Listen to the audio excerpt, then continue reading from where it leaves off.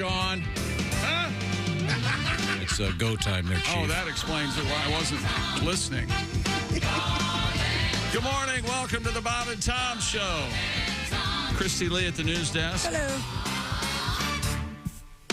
There's Willie Griswold. Hey, man, what's going on? There's Josh Arnold. Chick. There's Ace Cosby. Hey, bro. All right. What up, bro? Solid. I'm Chick McGee. Forgot about Fidel. And now here's Tom with an explanation. I insist everyone check out Pat Godwin. Go ahead, Tom. You take this and introduce your buddy. Fidel. He's got one of those Fidel Castro. I love this hat. What is the name of that cap? It's kind of like It's a fishing cap. squared off baseball cap. No, it's Fishing cap. I use it for fishing. The brim is so little it wouldn't protect your face from any sun. It's I want communist hiding in the mountains hat is what it is. So we can see. You look like a record producer in the 90s that's dating Gwen Stefani, you know? I want to hear more beat. Yeah, exactly. You gotta put the cool hat on, the chain on. Just bring that keyboard down. Your boy bought you that hat, didn't he? Yeah. Yeah. Yeah, those are cool hats. What is the name of that? It's I one of don't those know. things. Is there a name for that? I think there is. It's called yeah. Sexy Hat. No, Sexy hat. I wouldn't say that. It kind of looks like the older baseball hats, the baseball caps from The old-timey. Yeah. I mean, now we're kind of in phase 3 of baseball caps with the flat brim. You can't beat them, though. You can't beat a baseball cap on a Sunday morning. You just can't beat it. But yeah, the Castro look, you don't see it that often. A girl in a baseball cap on a Sunday morning Oh, boy. running out to get paid. Really? Ponytail through the Yeah, back. Would you like her in a Castro? Absolutely. Castro hat? I'd like her to be her political leanings, a mystery. That's what I'd like. Yeah. Mumbling about the Bay of Pigs as she... Chomps on a cigar. Cussing out Kennedy. Yeah, absolutely.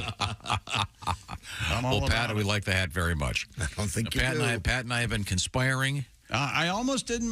Tom and I have already talked about it. I don't want you to go change your hat now because people are rushing to YouTube to see your hat, and then you changed it. I'm not going to change it. All right. Don't go changing. It's hiding a bad haircut, so it's staying on. How could you get a bad haircut? Well, I did. Well, Willie had another theory. That was for off air. That wasn't on air theory. You got I thought maybe you had some road work coming up in a couple weeks. You hadn't dyed your hair in a little bit, and you were waiting till you had the luxury of a hotel room, You're very so close. you could get your dye all over their bathroom instead of yours. You're very close. I had the hairstylist, let's call him that, for lack of a better word, bring it all down to get the color out. Oh. Yeah, and they went a little too far. Well, could we see? Can we see? No. Come on. Tom saw it. No one's seeing it. It's shorter than you'd like it to be? Is that the idea? Shorter. All right, we're going to do this once. Yeah, We're come doing this on. once. Love it. All right. Once. It's Oh, my God, Pat. I know. Look, first off, I don't think it looks bad. I really don't. It's terrible. I have a huge head. Oh, that's fine, but I honestly do not think that looks bad at all. On good people, people with good heads.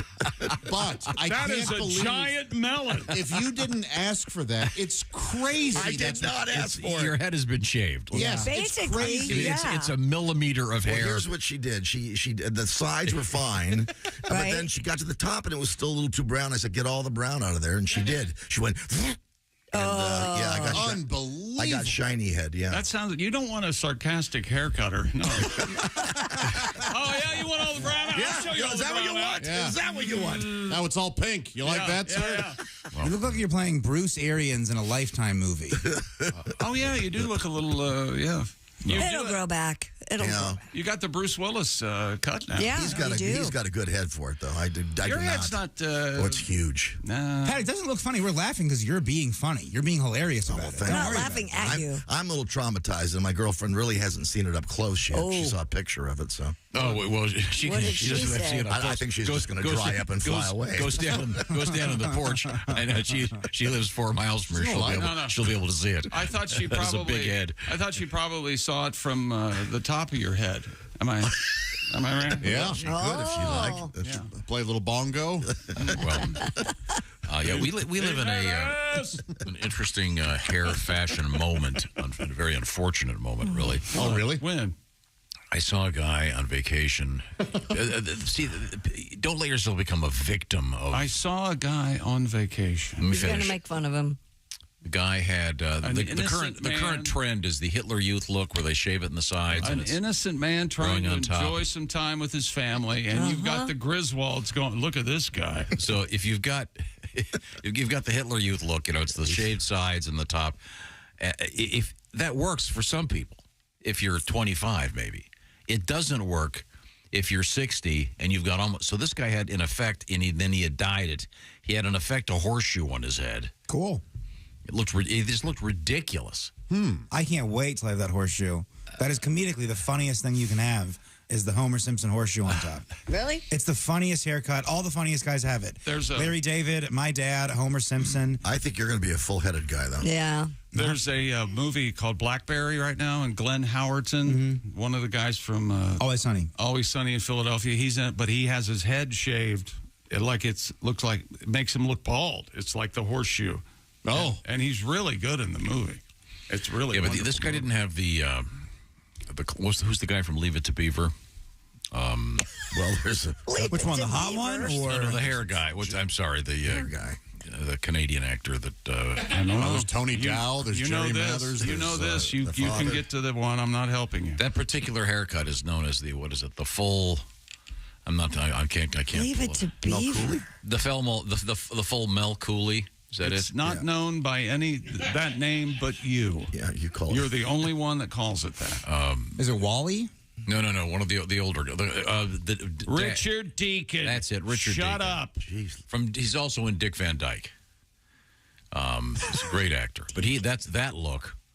That's fine. Let's look up Richard Deacon. But this guy, again, he had it shaved above his ears, and then it just was the sort of half a tonsure. It just looked ridiculous. Richard Deacon. Oh, I remember him. Richard Deacon died in 1984. Oh, I'm so sad to hear about that. He wrote a microwave cookbook, famously. What? Yeah, I'm totally serious. How odd. How do you know these stupid things? I just couldn't remember his name. Yeah, Richard Deacon was a very fine actor. Gay gentleman. There's a couple of pictures of him in unusual outfits. Oh, yeah? Yeah, that are floating around the internet. Yeah, fine actor. The point is, that's the full Mel Cooley. Wow. Which I sport. But again, don't be a fashion victim. A certain trend in youth haircutting is fine. When you're 70, don't get one. Mel Cooley was the name of the actor on the Dick Van Dyke Show. Yes. Which was on 62 years ago on television. Nevertheless, it's a classic. It's certainly one of the greatest shows ever made. You don't think the Dick Van Dyke Show is okay? It's okay. I like Dick Van Dyke. Okay, well, coming up in the news, we have something I know you'll like. He's been through a lot. We have a news story about The Sopranos. Was that in your top 5 of all time? I don't know. I see new things all the time, and I really like them. Yeah, I would guess top 5. It is for me. Yeah, top probably. 5. My top 5, too. Certainly a show that everyone by now is familiar with. Oh, we have Sopranos news coming up. All right. Okay. Do you want to give me the sports teaser? We've got Lionel Messi scoring goals. Everything is advertised, people. Also, we got the ladies in action on Sunday in the Women's World Cup. They're needing to beat Sweden. Oh. I'm glad you took joy out of that. Well, I smiled right at you, dude. I loved it. It was great. I want to laugh. Hit it again. Hit it one more time. The ladies play Sunday at 5 a.m. our time in the Women's World Cup. The women are going to be needing to beat Sweden. That's clever, man. You almost said world clit. That would have been much funnier. What? I almost did. The Big Ten is going to have to change their name again, and Tom is not happy. They have to change their name again. And did you have you seen the Skunk Ape? Do you have the Skunk Ape story? I'm going to send this to you because it concerns Josh. Oh, sure. That's right up my alley. What's going on with it? The Skunk Ape. New footage or indisputable evidence. Really? Video yeah, evidence. you got to send that to me. Absolutely. It's on its way. The skunk what? It's called a skunk ape, evidently. One of the creatures. It's called Sasquatch, Yeti, Yowie, Ohio Grassman, Monkey Man, Orang Pendic, The Ohio Grassman. Boy, that sounds like a guy at The Ohio State University selling pot. There are, Bigfoot is known by 58 different names around the world. And yet they can't find a dead one anywhere. Oh, boy, here we go. They've got new evidence, Tom. No, they don't. Maybe it'll make you believe. We Show me the body, okay? We have proof. Corpus delecti. We have Or whatever. proof What is it again? Corpus, what is it? of someone under oath, Senate hearing, saying we have a non-biological Wait, hang on. beings. You're saying someone in the United States Congress building is lying? No, that's not possible. No, it's not lying. You know what I'm saying, Tom. Coming up, we have some interesting stuff. We never got to our incandescent light bulb story for you scofflaws out there that are trying to buy black market light bulbs. And yes, by the way, that is going to be a thing. Is it already? I thought it started August 1st. That's what I'm saying. No, he's saying black market bulbs will be it. And then we have very weird news in the wake of the success of the Barbie film. Yeah. You're going to like. And manatee news. Some fun manatee and some fun whale news today. But right now. Manatees having sex, right? Yeah. Have you heard about this? It's a big thing. I heard about it in the hallway. You and Pat were arguing. Manatee sex. Boy, don't cheat yourself. We should really put one of these up on YouTube as like a bonus. Pat and Tom talking in the hallway. Here's how it goes. Pat will say, you know that thing about, oh, yeah, I got that. That's Tom. Oh, God. Yeah, you know that thing, the 6 minute? Yeah, well, no, I'm on top of it. Okay. It's no wonder they don't know what the hell they're doing. We were trying to be secret. And then he goes, no, I've already got the thing for that. So, well, then do the other thing. You can do two things. It's a 4-hour show. There it is. Is that not what I said? That's exactly what you said. Are you going to do the other thing? Have you figured it out? I got it Okay, ready. thank You want to snuggle in and you want to listen on your Raycon earbuds. Ah, yeah. Because Pat's songs are coming up. Raycon's earbuds look, feel, and sound better than ever. And they'll be your best buds. I'm killing it over here. It's that Sheldon Cooper laugh you do afterwards. You know you're doing the guy from The Big Bang Theory. I have never That's watched The Big Bang great Theory. You'd be so mad at yourself for doing him. I've got to stop. That's enough to make me stop. Raycons feature noise isolation, awareness mode. You can listen while you travel, or maybe a grueling workout with optimized gel. Maybe you're on the lawnmower. Maybe you've got that the world's greatest invention, the cordless air blower lawn thing. Oh, my goodness. Leaf blower, sorry. Air blower. Back to you, Jay. lawn thing. My God. I tell you what, if they come out with an electric lawn thing, it says lawn thing on the side, I'm buying two. We can do the jingle. Lawn thing. Dun, dun, dun, dun, dun. The speed of a wing with the lawn thing. I love my Raycon earbuds. You can get a great deal on them right now. How do you do that? And you get 8 hours of playtime, 32 hours of battery life, seamless, instantaneous Bluetooth syncing. No wonder Raycon's everyday earbuds have over 56,000 5-star reviews. Right now, go to buyraycon.com/Tom and get 15% off the already low price. That's buyraycon.com/Tom. 15% off your Raycon purchase. That's buyraycon.com/Tom. This is the Real Tom talking. The Real Tom trying to keep 5 goldfish alive. We just got a new goldfish last night. That's right. She won another one. Faster. Raycons are the best. Coming right back. This is the Bob and Tom Show. Hi, this is comedian Rob Haney, and you're listening to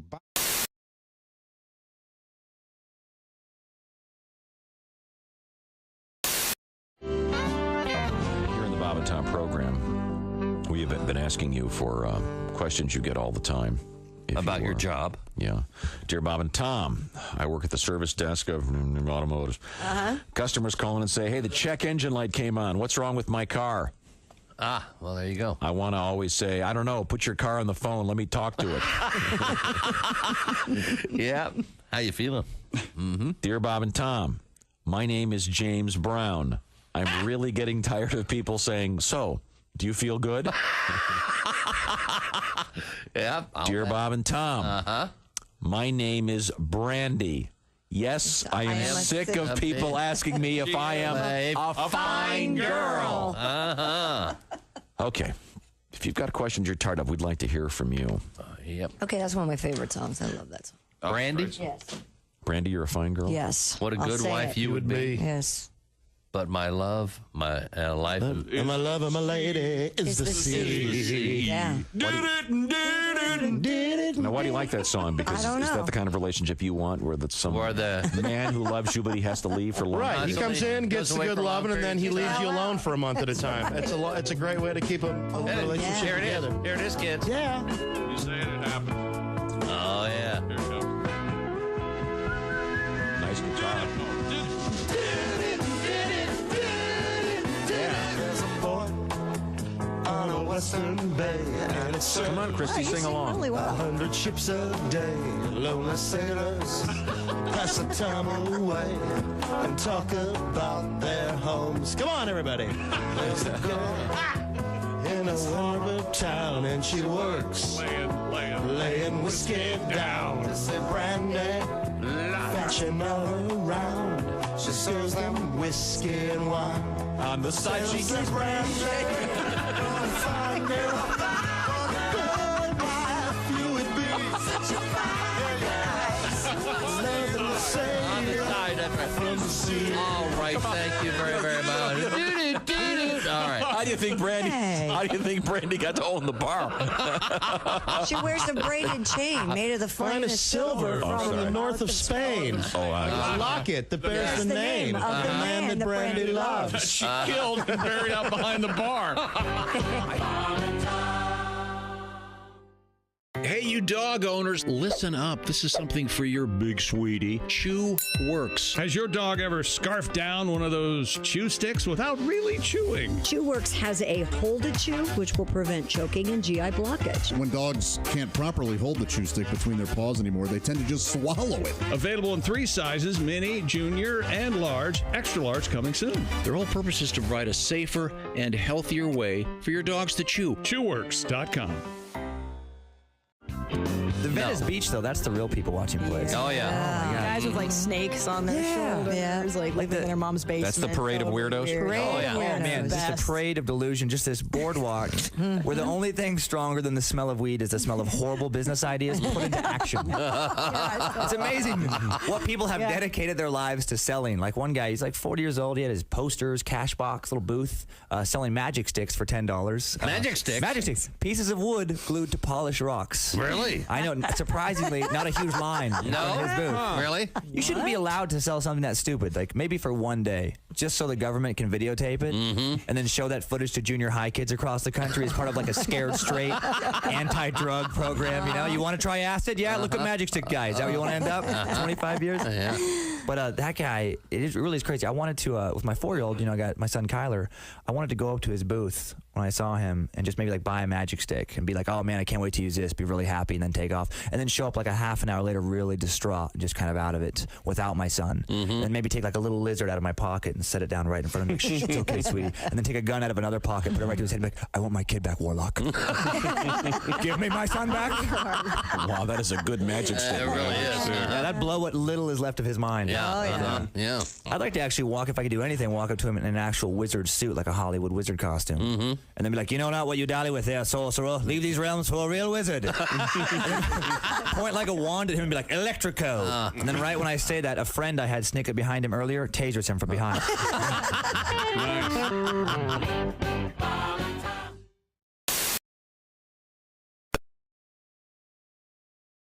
A little stunned, but we're okay. I got one for you. I was telling him when I was in a service in Germany, I hooked up with another service member, and she said, choke me, you dirty bastard, I'm going to go like a freight train. Wait a minute, hold on.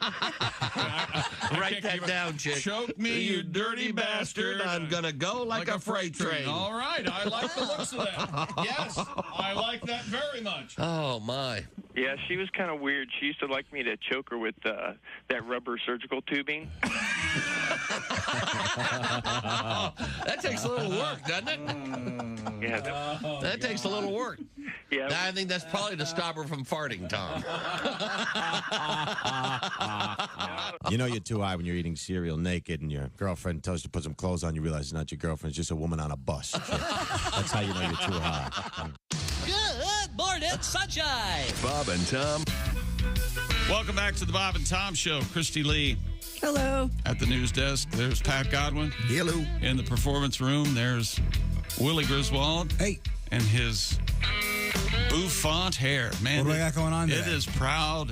And Is it tall? Looks great. Way tall. I haven't washed it in a week. I'm using dry shampoo. It looks great. I don't know what you're doing. You ever see that 50s porn, Bouffant Boufou? There we go. Oh, my gosh. Conan O'Brien-esque. No, Dad, I've never seen Bouffant Boufou. I haven't either. It's made. Yeah, ask your son if he likes to do it from behind, will you? Doesn't that start Fanny Sore? I believe she is in that. We could spend all morning coming up with awkward adult cinema name. That's Josh Arnold. Hi there. There's Ace Cosby. I'm Chick McGee. Here's Tom Griswold. Fanny Sore is a little on, maybe a little too close to the. Tom rocking the, is that a golf shirt or a short Fanny sleeve? Acre? I don't know what it is. You have a collar on that. That's very unusual for Fanny you. Acre. Thank you very much. Usually it's a hen. Now, we have a special edition of this show coming up tomorrow. Yesterday, our house band was the Electric Amish on their massive tour. They'll be stopping at Mitchell's Sports Bar and Grill in Fort Wayne, Indiana. But on Friday, it'll be the Black Moods as the house band. Looking forward to that. Right now, we turn to the sports page with Chick McGee. Big news in the United States of America. We got Lionel Mania. Have you heard this, Tom? Have you like soccer? Mr. Lionel Messi. Lionel Messi, Well who aware of this. is just a slob. You know. Oh my God. There's And I know it's Lionel, not Lionel. It's Lionel, not Lionel. Lionel trains Lionel Messi. That's right. He scored in his third straight game and had his second consecutive multi-goal performance. He had two for a club called Inter Miami in a 3-1 victory over Orlando City. The league's cup round of 32 match delayed 95 minutes because of thunderstorms. Did you see this? Did you hear? No. Did you hear about this? Did you see this? It was raining really hard. Really, really hard. Messi scored 7 minutes into the match, then added a second goal in the 72nd minute. Messi stopped a pass from Robert Taylor on his chest, dribbled a couple of yards, and it's in the car. It's a goal! Now, turning to Women's World Cup, the United States of America. The Brads. They play Sunday morning at 5 a.m. Eastern Daylight Time. Oh, that's too early. Everybody's going to be up and watching that. The USA is needing to beat Sweden. I think the problem is the first thing. I think your delivery. It's got to be like they're needing, like a little plus. Yeah, just put a beat in there. Okay, all right. They're needing to beat Sweden. The USA women, they are needing to beat Sweden. There you go. Yeah, the beat helps. It doesn't really improve the content, but it helps. Either way, I want the T-shirt, pal. You tell me how much. Needing to beat Sweden. That'd be a great T-shirt. That is the coolest shirt that you can wear until Sunday at about 9 a.m. Yeah. After that, it's kind of a bummer of a shirt to have around.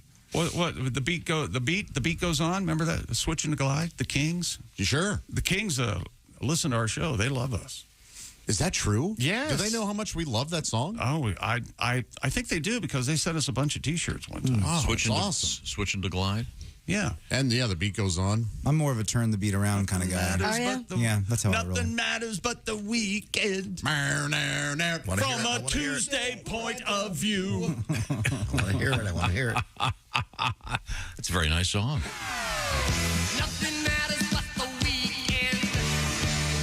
From a Tuesday. I like when he rhymes Donna and Tirana. Yeah.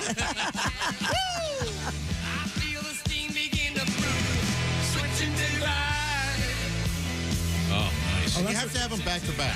Because I've heard it where they just play Switching to Glide. It's like, well, no. You have to have the lead in of Bum, bum, bum, bum, bum, bum. the first song. How about Energy can be directed. I'm turning it up, I'm turning it down. Oh, that's great. Oh, yeah. Great. Yes. Yes. Heck yeah. Even love can be affected. Okay. Is the keyboard not bothering anybody else? Oh, I love I love the carnival.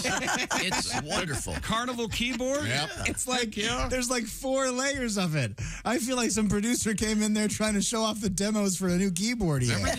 Who was the guy? I've never heard any. Every day you come in and you say something more Griswold than the day before. Oh, Go boy. back to the last clip. Bo-ba-da-ba-ba, bo-ba-da-ba-boo. He's a little record producer, It's Tom. silly. It's very silly. The boop is a silly. It's a silly series of notes. There are certain eras of the keyboard. Pat, would you say when was the new wave Farfisa? Remember There's that? very- late in 70s. the 60s, you've got that Farfisa sound, Yeah. like Dirty Water, whatever. 96 Tears. Yeah, exactly. Yeah. But then you get the early synth, the Emerson, Lake and Palmer stuff, Right? And then very much the 80s keyboard. and Styx. I love that Styx keyboard sound, that era synth. The best sound, of course, is the 80s keytar.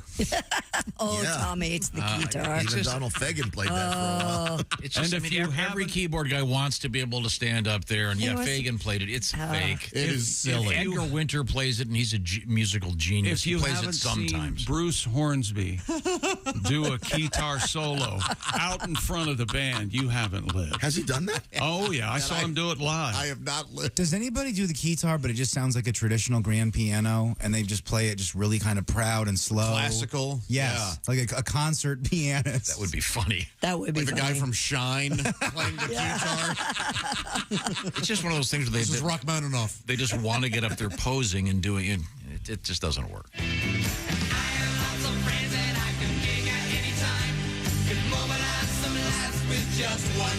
This is the start of it. It's like a 7-minute song.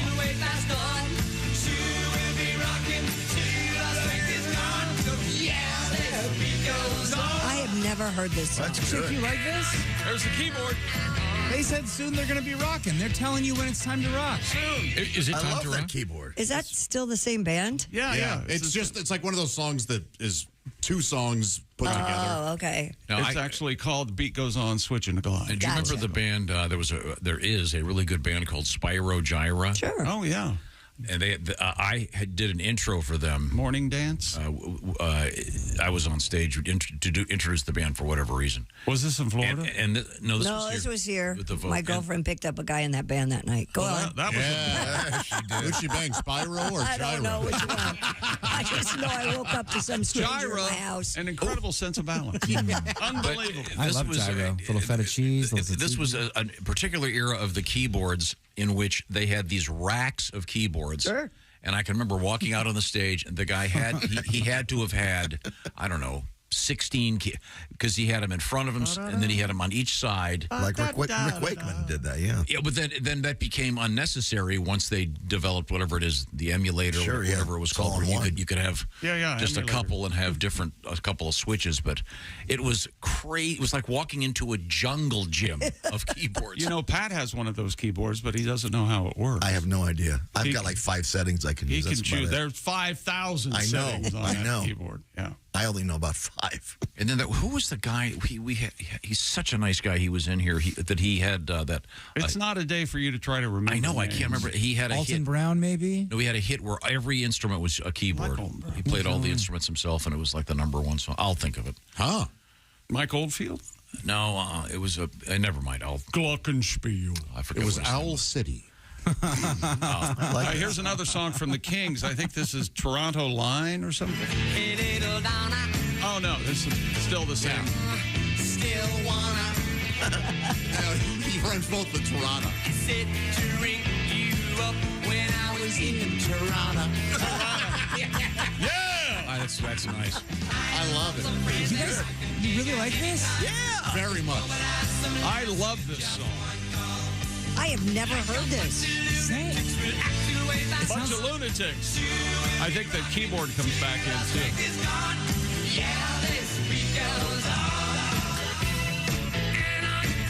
It sounds like a fake band in a musical. It sounds like it's How very. dare you? It's super like overproduced. It sounds very musical-y to me. On purpose. Don't you like that keyboard in there, though? I love that keyboard in any song. The guy that I was trying to think of, just dawned on me. His name is Gary Wright. Oh, You know, I was going to say that. And We all thought he was British, remember? And he was such a nice guy. He was here. He's like from Detroit or And something. he had that really great song, Dreamweaver. Yeah, that is a great song. But if I'm recalling correctly, every song, instrument, it was all keyboards. But You're forgetting My Love Is Alive with Gary Oh, Wright. that was a good one, too. you get to meet some of these guys, and you never know what you're going to run into. And I just remember meeting him and thinking, God, this guy's such a cool, nice guy.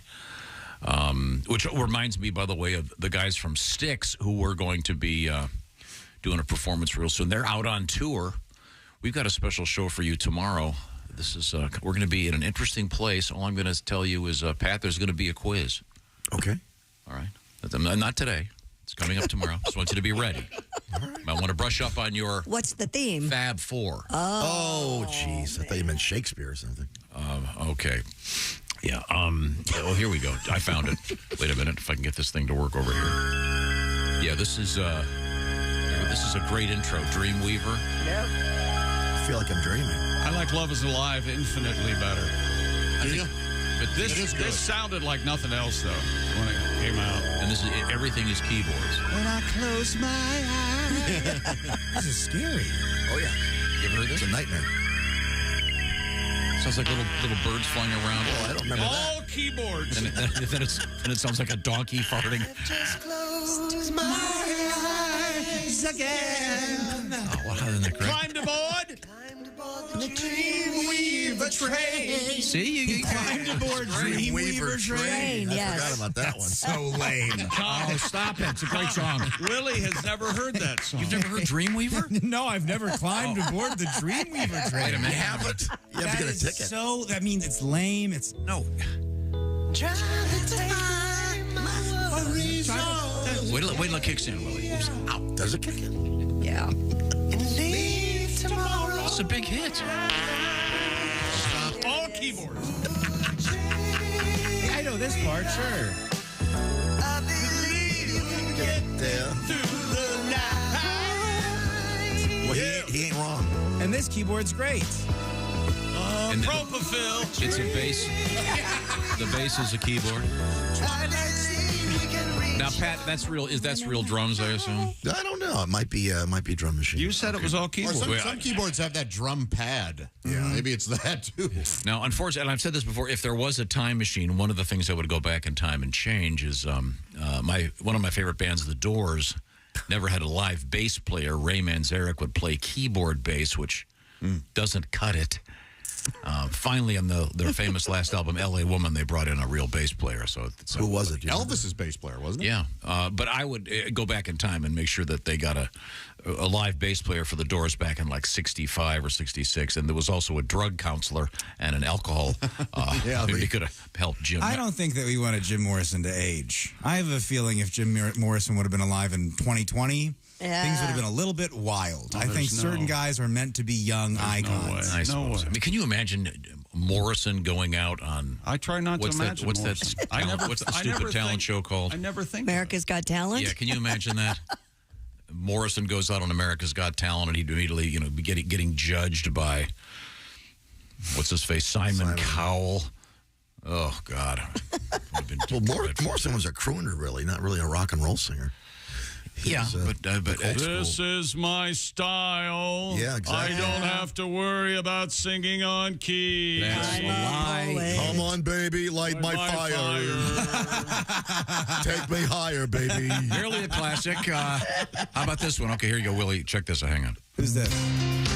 Gary Wright again? Isn't that nice? I don't know this. That's more Gary Wright. He's got that bass going in there. Version. Oh, It sounds like a training video. Restart it. Play it again. Yeah, it does. So Okay. All right. Ready to get up and take on the day? And Ace is right. This is a live. if you need training solutions, call us. This is so good. Oh, that's the live version of Love Is Alive. Yeah, that's no good. What do you mean? It's great. No, you need the studio for Gary Wright. Yeah, you really do. Gotta go studio. Yeah, gotta go studio. Hey, Tom. Yeah. Wait. That's from our life. Yeah, he was here. Oh, no kidding. Oh, that's really live. That's cool that he played that here. He was right in there. Yeah, could we get this computer to actually? I feel it was at the Shack. I still smell his cologne. That was at the Shack. I could have sworn he was right behind me. Oh, well. But you see, he's doing that all himself. Isn't that great? He's not playing drums. Joshua. He's not playing. Okay, Ace, he's not playing drums. Quit saying he's doing it all himself. Ace just wants to get it right, and he's always right. the truth. Well. We have a request from Joshua. If you guys are going to play music all morning, Our love is alive. Why ruin it? No, this makes me feel So great. it began. So when you were in the hospital, this comforted I'm us. Jim Morrison. Yeah, so I saw the ratings plummet. That, whatever it was, Dickalicious, your stupid word you came up with. Look at my penis. All right, enough. And that's sports. He did say that one show. Yeah. Benji Mama. Okay. Done any sports. All right. Right now it's quiz time. This not our Beatles quiz. That's tomorrow.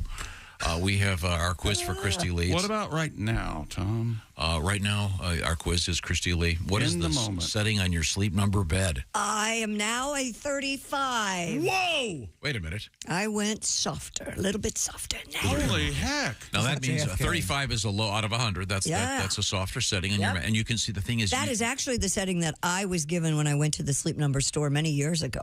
I went back to it. You changed it. That's fine. That's how the sleep. You thought you knew better than Sleep Number, I did. didn't you? I was wrong. It's adjustable. And Chick McGee, your setting is 100. And then just to make him happy, Josh. Firm. What you're setting 65, which helped me not at all. It's not here. It's not there. Once again, In the middle. What's your sleep number? If the Three Bears, I'm currently back at a 95. Willie, do you have a sleep number? You need to get a sleep number. I'd love Hey, to sleep number? No. Not yet. Uh-oh. Not yet. Oh, here we He's go. not giving up hope. The sleep number bed. One of these days. Maybe there'll be one in your Christmas stocking. Maybe you should get one right now That's because a big stocking. the sleep number. But I would admit it kind of. So, never mind. The sleep number people have got a special sale. You don't have to wait for Christmas. It's happening right now. You can save $500 on the next generation sleep number smart bed. And special financing is available for a limited time. Get the details on these special financing programs by going to your Sleep Number store. How do I find it? sleepnumber.com/BT show. I love my Sleep Number bed. And by the way, they've perfected this adjustable. Did I make it clear that either side of the bed has its own setting? So if you want it stiff over here, but not so stiff on that side, touch the button. Everybody is happy. That's I want the it key. all stiff. Well, that's fine for you, Chick, but not fine.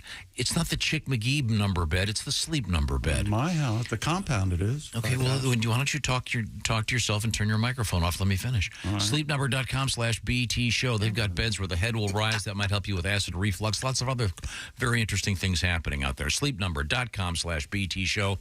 I have a story that combines two of Josh's favorite things. I'm really excited about this story. Pizza and what? I can't give it away. And whose nickname was the Dipper? I'll have the answer. The Dipper. The Dipper. The Big Dipper. Is this in sports? Yeah, Yes. it was George Dipp. He played for Notre Dame for a while. Remember, go out and win one for the Dipper. This is the Bob and Tom Show. This is the Bob and Tom Show. Text us at 888-262.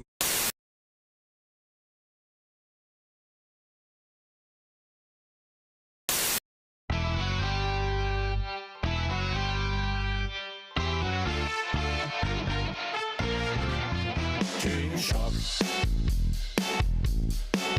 King Charles was a young prince. He never thought he'd be king. Finally ruling England at the age of 73. King Chuck. The Queen was his mama. Lucky Chuck.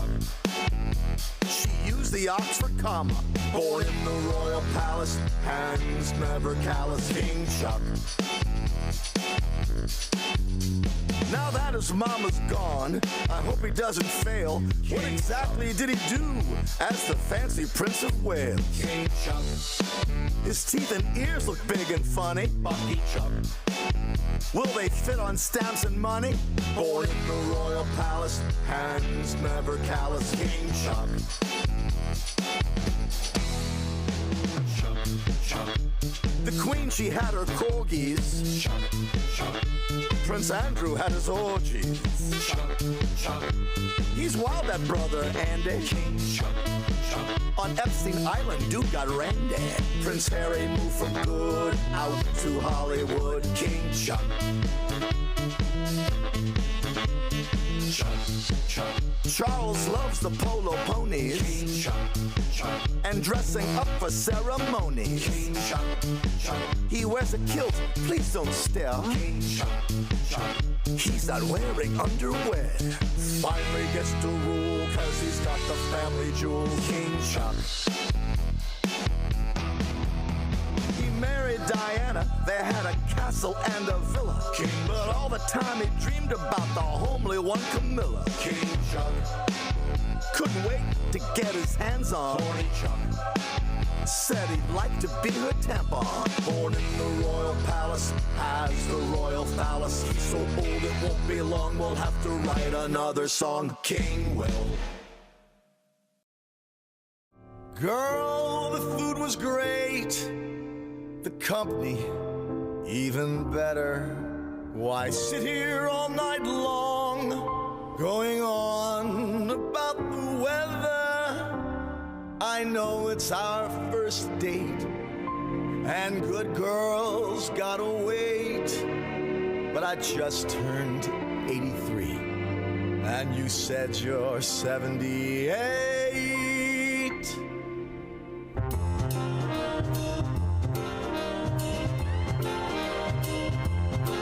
The moon is full, you know what I'm thinking. Let's make love, we're old and we're shrinking. The hour's late, let's just do it on our first date.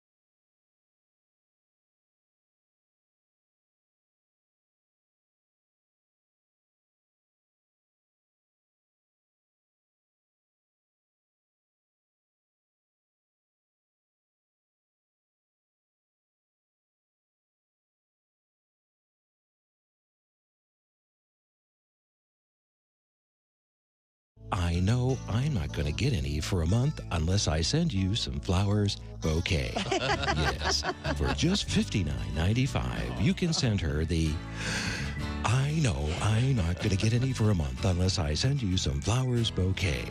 The I know I'm not going to get any for a month unless I send you some flowers bouquet proclaims your lust for her in the most romantic way possible.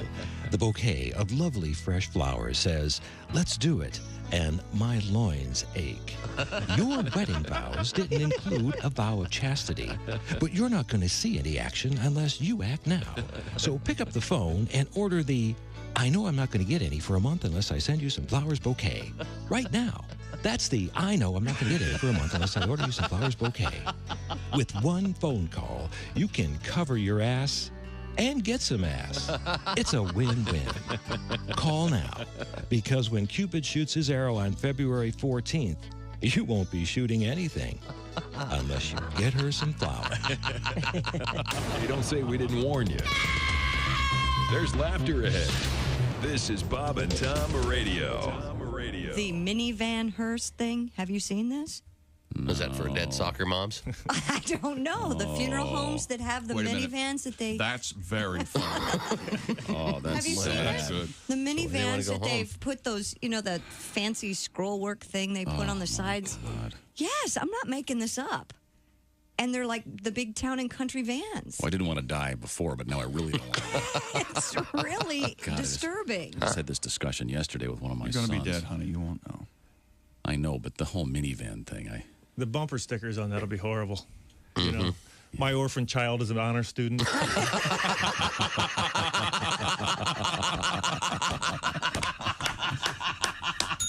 Beautifully done. Scott Dunn, ladies and We have a gentlemen. winner. Man claimed he couldn't help himself when he guzzled 7 bottles of a spiked lemonade drink in the aisle of a supermarket. A 43-year-old Wisconsin man told police he was a recovering alcoholic and had been sober for 16 months How about before that? being driven to drink and downing the bottles of Jack Daniel's Lynchburg lemonade in 15 minutes and placing the empty containers back on the shelves. He was 15. cited for retail theft. Oh, so he'd go grab one, drink it, walk around the store, then go back and put it back. No, he did it all in 7 bottles 7 in 15 bottles in 15 minutes. minutes, Tom. He had to just plant himself in the liquor aisle. He must have had an Jeez. opener with him. I guess. Mm-hmm. Or there's probably a twist. I wonder what triggered it. Was there something that he had seen in aisle 4 that bothered him? His wife. Jesus said, take this bread and eat it. It is my body. And the disciples said, Jesus, we're all on low-carb diet. We appreciate you dying for our sins, but we're all trying to slim down a little bit. We want to look good in the painting. Hello, this is comedian John Evans, the High Plains Thrift. And the window's opening. The official opening of the... Oh, hey, it's the Bob and Tom Show. Christy Lee at the news desk. Hey. There's Pat Godwin. Hello. There's Willie Griswold. Hey. Josh Arnold is here. Hi there. There's Ace Cosby. Hey. I'm Chick McGee, and here's Tom Griswold trying to remember names and places and dates. Oh, I just couldn't come up with a couple names. I finally came up with, we were talking about keyboards and synthesizers, and I remembered Gary Wright stopping by our show, and what a nice guy he was. And he played on all the George Harrison albums, All Things Must Pass. And, Spooky Tooth was his band. Great band. That's a silly band name. Spooky Tooth? Yeah. And this is... this almost sounds made up, doesn't it? Mm-hmm. This was Gary in our studio. Playing Love is Alive. A special live day performance for us. Doesn't this sound nice? Yeah. Hey, Gary, play something you know. Or something we know. Wait, here it comes, here it comes. Right here, you go.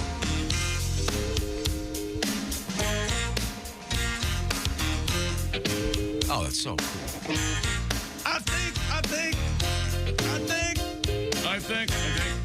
Time to get ready. We didn't yell at him for the intro being too long. I was yell at me when I do that. Oh, does this one have words, Gary? So you're saying that we're saying world-class musician here. We are saying you are impossible. Pat Godwin's a world-class musician. Well, now, wait a minute. State class, maybe. Thanks, Willie. I taught you how to play. I'm barely city class, buddy. I'm trying to be county class. No, it's just, that's a classic intro to a great song. It is, yeah. It sounds like 3 different intros to 3 different 90s shows, because there's sort of 3 different things that happen in that. It sounds Starring like Tom Hanks. Yeah, they're kind of jammed together. Tom Hanks, he's an accountant. He's got a crazy kid. And you said everything's the keyboards, huh? Well, here we go. This is from Ron writes, I saw Gary Wright in 1975. Oh, my God. At Youngstown State University. Home of the Penguins. He had 3 keyboard players and a drummer. Each had many keyboards around them. Great sound, great show. So it wasn't all keyboards, was it? There was a drummer. Thank you, Ace. You happy now? Just speak the truth. Yeah. Speak the truth. Just get it right, Tom. Ace has always been an advocate for the truth on this show. So. Yeah, he has the details. Is Gary Wright still with us? Yes, he's 80. Okay. And looking good. Looking good. This photograph of him, I just was looking over there. Add that. Okay, I'm sorry that we somehow got diverted from sports, which is what I like to do during these sportscasts as much as possible. Do you have anything of interest over there? We got women's soccer coming up Sunday. I'll be sleeping. Who are they playing again, Chick? Don't lie. You'll be up at 5 a.m. like every other day. Sunday. Yeah, because the weekends are brutal. Yeah. Especially Saturday and Sunday. I just drive. I hate my days off. I'm a taxi cab. Sunday, 5 a.m. Eastern Daylight Time, the USA. Anybody ever... Son of a bitch. Do the thing where you grab your phone and you do your to-go order, and then after you've done it, you realize it's the wrong one. What do you mean the wrong one? Wrong location? Yeah, the wrong location. I've done that. I've had it delivered here. I had to drive over here and pick up my you had it delivered. Oh, this is even dumber. I went to pick it up, and it wasn't there, and I found out it was 30 miles away. I was in Louisville and had food delivered to my home in 2 hours away. Didn't you have a pizza delivered in a different state, Willie? I was in Avon, Colorado. And everything. There's also in Avon, Indiana. All lined up. Both on I-70. Yep. So this guy was like, yeah, I'm south of I-70 over here in Avon. And I go, buddy, we're right by the Hilton. He goes, yeah, I'm looking at the Hilton too. And I go, are you left or right of the mountain? He goes, what mountain? And that was the indicator that we were calling an Indiana. So you lucked out. I just called my neighbors and said, hey, there's food on my porch if you guys want it. They're like, great, thanks. There you go. The one thing that I hated, I got delivery from a restaurant that was really close to my house, but I got a location that was downtown, like 50 minutes away. So a guy had to drive all the way through traffic just to get to me and pass 2 more locations for the restaurant I ordered from. I just felt like a jerk. Oh. So what happened to you? So what did it go to the old house? No, it wasn't delivery. It's one of those things you buy it in the app and then you just go pick it up.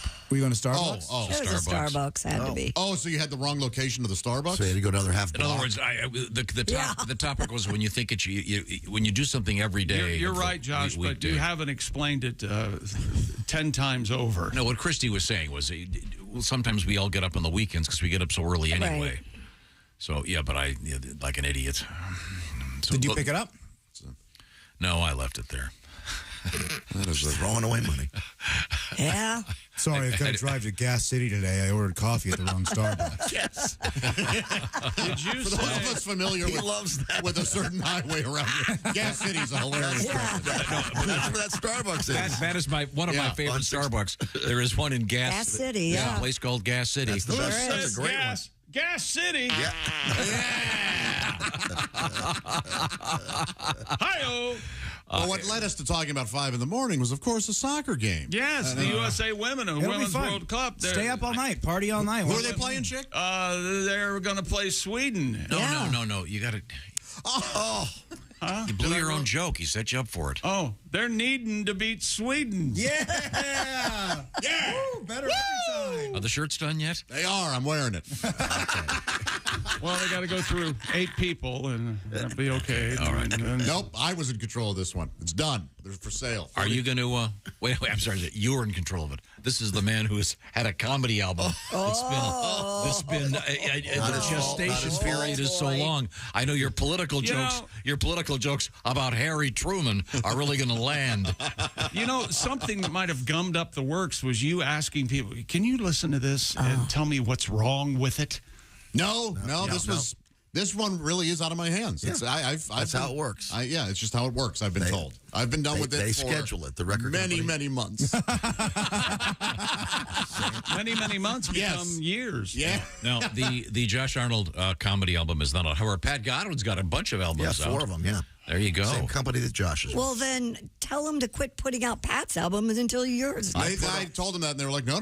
Josh, what if my dad sends you the final cut of your stand-up album, and it's just him reading your jokes, and you hear Alan and Dean laughing in the background? I'd kind of love that. We finally got it. It's nailed it. No, I edited it. I did it all. And then Alan, of course, did the real work. So and then PJ did much the artwork. like Gary Wright's album, where he plays everything except the drums. Ace. I love that song "Inagata-Davida" that you think is all keyboards. Oh boy, Inagata-Davida. He's making a joke. Oh, okay. We'll get the Ace Cosby joke of the day coming up, and we'll return with sports. And you've got something other than women's soccer. Yeah, I got this coming up. Hey, little Donna. Oh, yeah. Still wanna? I said to ring you up when I was in Toronto. Oh, nice. Fantastic. The Kings. Woo! Oh, that's a nice tune. When we come back, we'll have more frivolity. This is the Bob and Tom Show. For a complete copy of the Bob and Tom Show contest rules, go to Bob.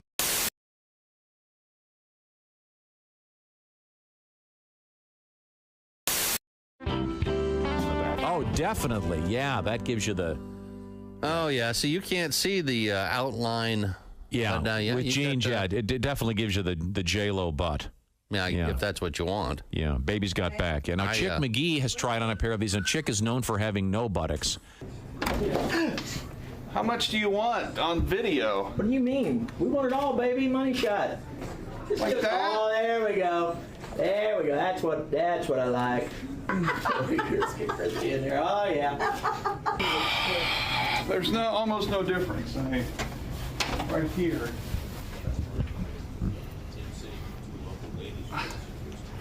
This is more what they're looking for. Oh my God. Shot on our front porch, but you don't have to know that. Come in, Chick. on Okay, and, Chick has and- the... yeah. Okay, Chick has them on. And, oh, dear God. He's got a shelf ass. Now, wait a minute. What did you... You have a shelf ass. You have a shelf ass. Have a nice ass. What did you do? You look like you turn around. Let me see you from the I side. can't recommend these booty pops enough. Let me see the profile. Oh my God! You got a basketball in your ass. What's going on? No, that is not just the booty pop. What did you do? What did you put back there? I got attitude back here, Bob's what I got. You got attitude. You got a shelf ass, is what you've got. What did you put in there besides the booty pops? It's a little fluffy pillow. Oh. Well, if that's the look you're going for, yeah. You know what? All the girls will talk about you at the club. Oh yeah. Oh, it makes me want to. It makes me want to do a joke that only 4 of us would get, but we'd never forget the moment. But I can't do it. All right. You know that is well, that's, you got a big shelf really ass a good now. That is a good. It makes you taller. Look at that! It improves your posture. Oh, that's that's I'm not all great. hunched over. Oh, that's funny. It feels like I have a really awful hemorrhoid. Well, it looks like a big awful hemorrhoid. Okay. Oh, I got to get this off. It's really, really hot. I'll bet. Well, you probably weren't supposed to put the extra padding in Ass there. is sweating. Got this lycra. Christy, is your ass really hot right now? No. Because Christy's also wearing the booty pop panties. Is it breathing? But Christy didn't put a pillow inside of hers. I'm just. Yeah, They look pretty good, I got to tell you, Christy. Do they? Yeah, they look very nice. If you're into that It's a sort of little thing. warm. You don't like a big butt? Not that shape, no. Oh. Well, it's not. It doesn't make. It doesn't make your ass look huge. It just gives you more lift in the back there. Yeah, it looks a little. It's not making your It looks like hips the butt wider. is too high. Oh. You know what I'm saying? Let me see one more time. You want to feel it too? Just turn to the side. Oh, feel it. Oh, Go over and feel. Yeah, oh, wow. There you go. Come on. Yeah, squeeze it. Come on, Tom. Go over there. Tom. Squeeze. Go, baby. Go. Yeah, there you go. Yeah. Oh, yeah.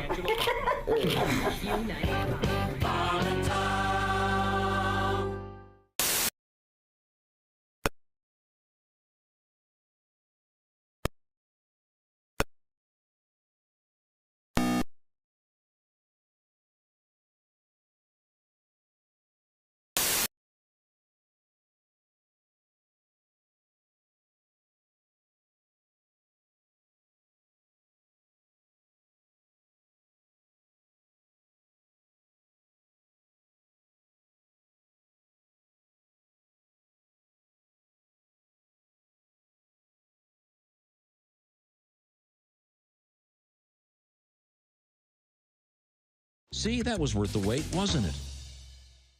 Bob and Tom 24/7. Time now for Flash Traffic with the fastest man in the world, 9-time Olympic gold medalist Carl Lewis. And now we go to our Flash Traffic reporter, Carl Lewis, with traffic on the west side. Hey, Bob and Tom. I'm on the west side, and traffic looks great. Now I'm going to run over to the far east side and take a look at traffic conditions over there.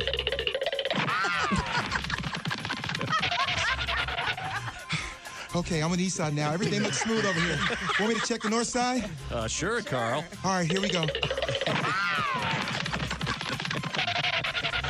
Oh, guys, traffic is running off fine up here up north. Anything else you need? Listen, Carl, could you check south side traffic? I know it's a long way. You could also pick up an iced tea for me, venti green iced tea at Starbucks on your way, if you don't mind. Okay, that's a little step, but I'll get there.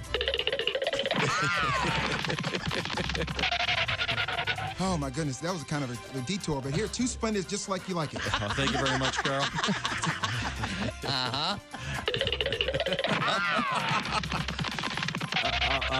Carl, could you come back to the studio to sign some photos for us? Oh, okay, I can do that. Sure thing, Tom. Oh, made it. All right, give me a pen. This has been Flash Traffic with Carl Lewis. Hi, this is Bobcat Goldthwait. You're listening to Bob and Tom Radio. John Joseph is our guest. Try to figure out the words. Nobody. Dylan. Do you know the words to Dylan songs? Not one of them. Here's every song ever written by Bob Dylan. All right.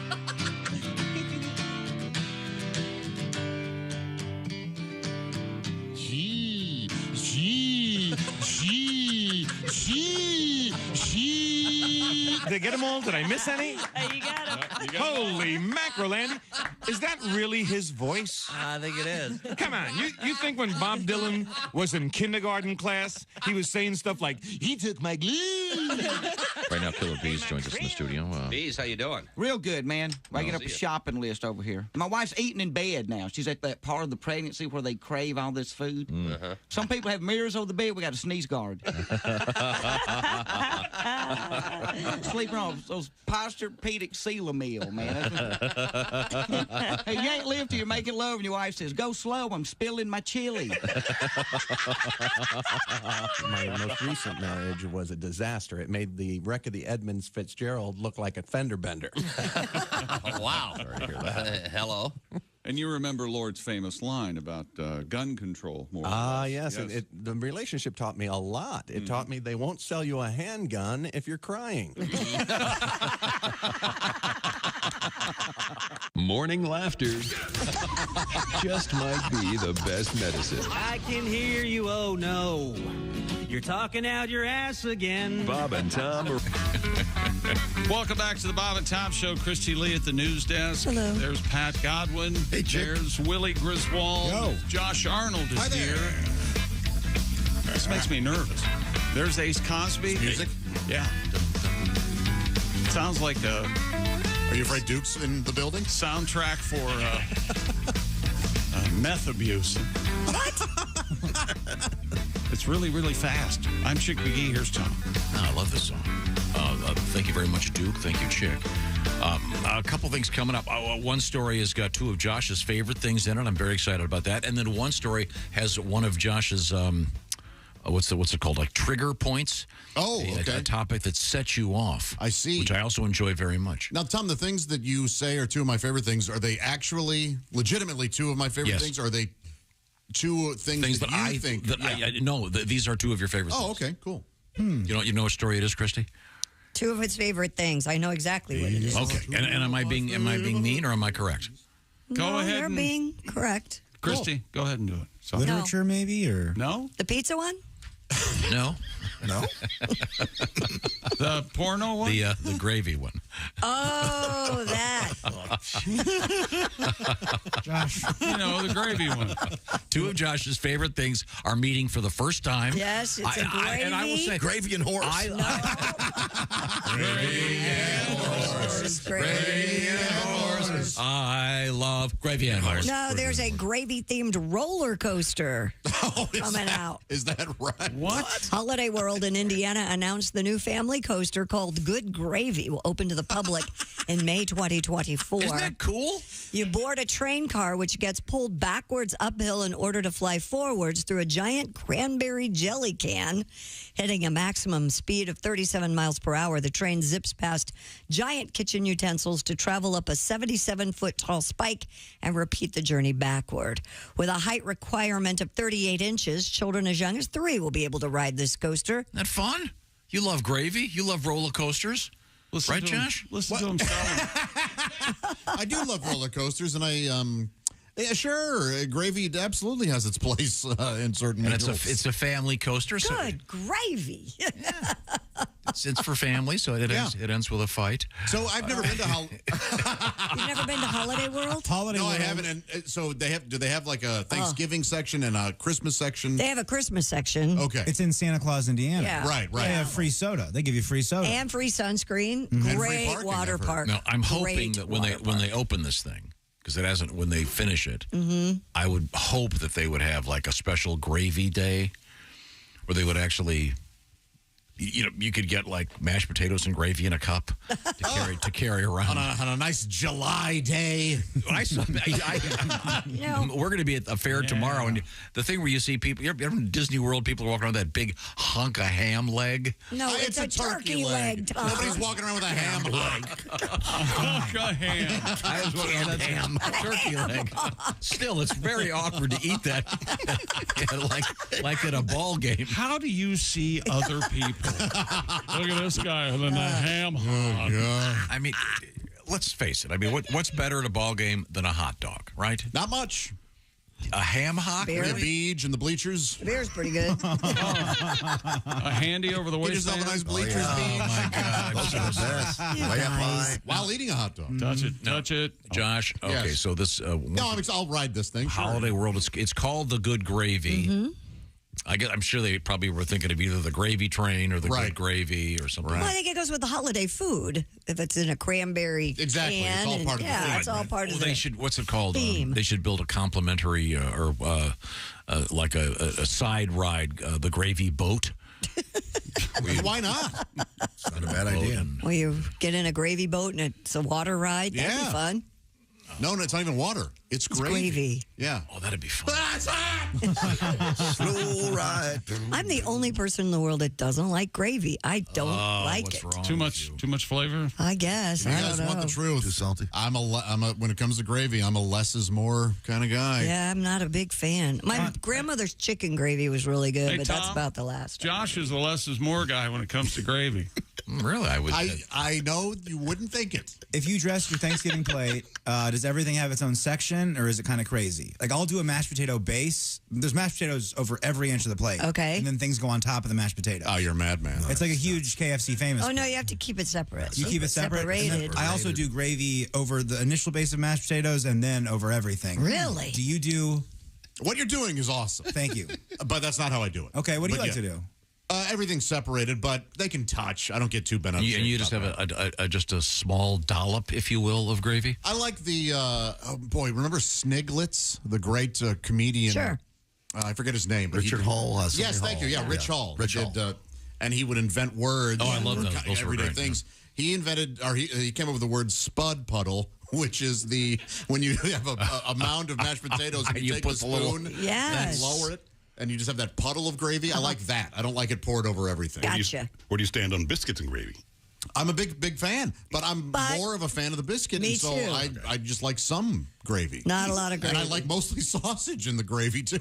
Josh, if we can return to Spud Puddle for just a moment. Yes, of course. There was an incredible barbecue restaurant that I would frequent in North Webster, Indiana, and what they would do, you would just order mashed potatoes, and just an order of mashed potatoes would automatically come with, they'd make the Spud Puddle, they'd fill it with shredded cheese, and then put gravy over the shredded cheese. Oh, wow. So in that Spud Puddle was molten, cheesy gravy, burn your tongue, deliciousness. Oh. Didn't they get a Nobel for that? They must That is, have. that's some solid thinking. The Peace Prize. Once Got a lot again, of peace. the story is about the gravy coaster. and but it won't be operable till what, next year? Yeah, May of 2024. Because they've got a picture. This is kind of cool. The gravy. It says, this is interesting to me. Gravy boat's coming. It's coming for you. Your cholesterol has to be lower than this to ride the gravy. Speaking of food, Letterman one time had he was doing like Christmas gifts for people, and it was the new gravy boat shaped like the Exxon Valdez. Yeah. And it poured out of a crack in the front of it. Yeah. Oh, that's hilarious. It was amazing. Yeah, I was just at the park the other day, and where the little kids have to run up and see if they're tall enough. Yeah. Yeah. That's so sweet. It They're is. kind of doing that Until thing. they're trying to stretch out. until they start crying because they can't ride the ride. Then it's not sweet. Then it's just 5 across the eyes. They shut.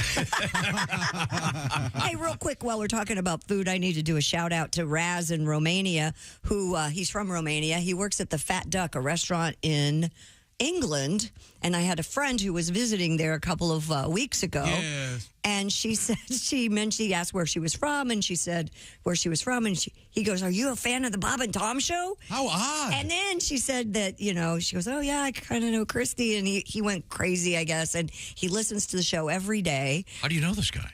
I don't know him. He's a waiter at this restaurant called Fat Duck. Did you in not England. listen to her story? That sounds wonderful. Yes. A friend of whores went into the restaurant. She was yes. The man waited on her, but he's from Romania, lives in England, works at this 3-star Michelin restaurant, and he's a big fan of the show. Oh, cool. So wanted to say hi. Now, Michelin restaurant, they also change tires, right? They In the do. back? It's- And what's his great. name, Christy? Raz. Hi, Raz. Raz from Romania. Razzmatazz. Yeah. All that Raz. Thanks, Raz. Once again, we'll look forward to someday riding the Good Gravy roller coaster. And what's his I am name? a fan of Holiday World. Raz. And where's he from? Romania. And how did it I'm going to kick you in the balls.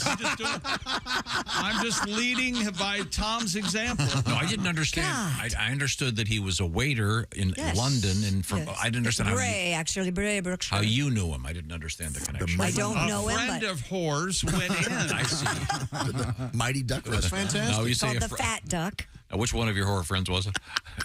Okay, I can't wait till she comes in here. She's a very distinguished Well, she's a whore. doctor. I can't wait on it. Oh, sorry. The way you tell the story is just Doctor of the whore. You know, whores need doctors too. Oh my gosh. Maybe more so. that sounds.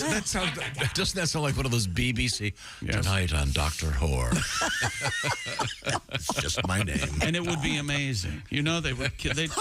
Pat, that's funny. Every passage. It's just my name. That's just my name. I'm Dr. Whore. That's all the show is. Yeah, I've heard it all. Yeah, all the said jokes. something's wrong with your knee. Should I pay your receptionist or just leave the cashier? Yeah, I know. That's my name. I've heard it all. I get that all the time. More sports coming up. No, I don't take her temperature while on my knees. I know. I get it all the time. Please, just leave the rest of my staff alone. Nurse, suck you off. Boy. She's from Russia. Yeah, she's a Russian. I get it all the time. All the jokes. Doctor coming up. Is Doctor coming up here? That's the German one, right? Dr. Coming Up? Doctor coming up. Okay. This is a whole thing now. Poor Christy. You know, I just wanted to say hi to a fan, and look what you did. Okay. Hi, Raz. Sorry. How do you know him again? I don't. You know how you know He's a fan of you're yours. getting I bet he listens on earbuds. I bet he does. And if he In the does, restaurant. you know they're Raycon earbuds because they are the best. Raycon's everyday earbuds look, feel, and sound better than ever. 3 sound profiles to match whatever you might be listening to, podcast, music. They have a noise isolation and an awareness mode. You can listen while you travel or during a grueling workout or maybe working in a restaurant. Optimized gel tips from Raycon fit every ear ever made. Comfortable enough for all-day wear, and they do not budge. Yeah, optimized gel tip sounds a little complicated. What it is gizmos that are gooey that fit in your ear so they fit perfectly. They're gooey. No, they're not gooey. Don't. They're soft. They're they're comfortable. They're ear friendly. They're the best. Sorry. Don't say gooey. Optimized gel tips is too complicated for me. Just say gel tips. How's that feel? Okay, then it sounds like you're doing your hair. Okay, back to you. Right now. And if you're listening to that last exchange on Raycons, I apologize. Buy Raycon.com/Tom and get 15% off your Raycon order. That's buyraycon.com/Tom. 15% off your Raycon purchase. Thank you very much, Chick McGee. Buyraycon.com/Tom. Couple quick things. The Electric Amish, tomorrow night only at Mitchell's Sports Bar in Fort Wayne, Indiana. Willie G, Friday night? Laugh Factory, Willie? Laugh Factory, 11:30 Late Show. Come hang out. Me and a bunch of buddies. And then coming up Thursday the 17th with Joey Molinaro, Summit City Comedy in Fort Wayne. Yeah. And then the Funny Bone in Cincinnati, Tuesday the 22nd. I got tickets on my Instagram at willie.griswold. There's a link in the bio. Check it out. Thank you very much. We're coming right back.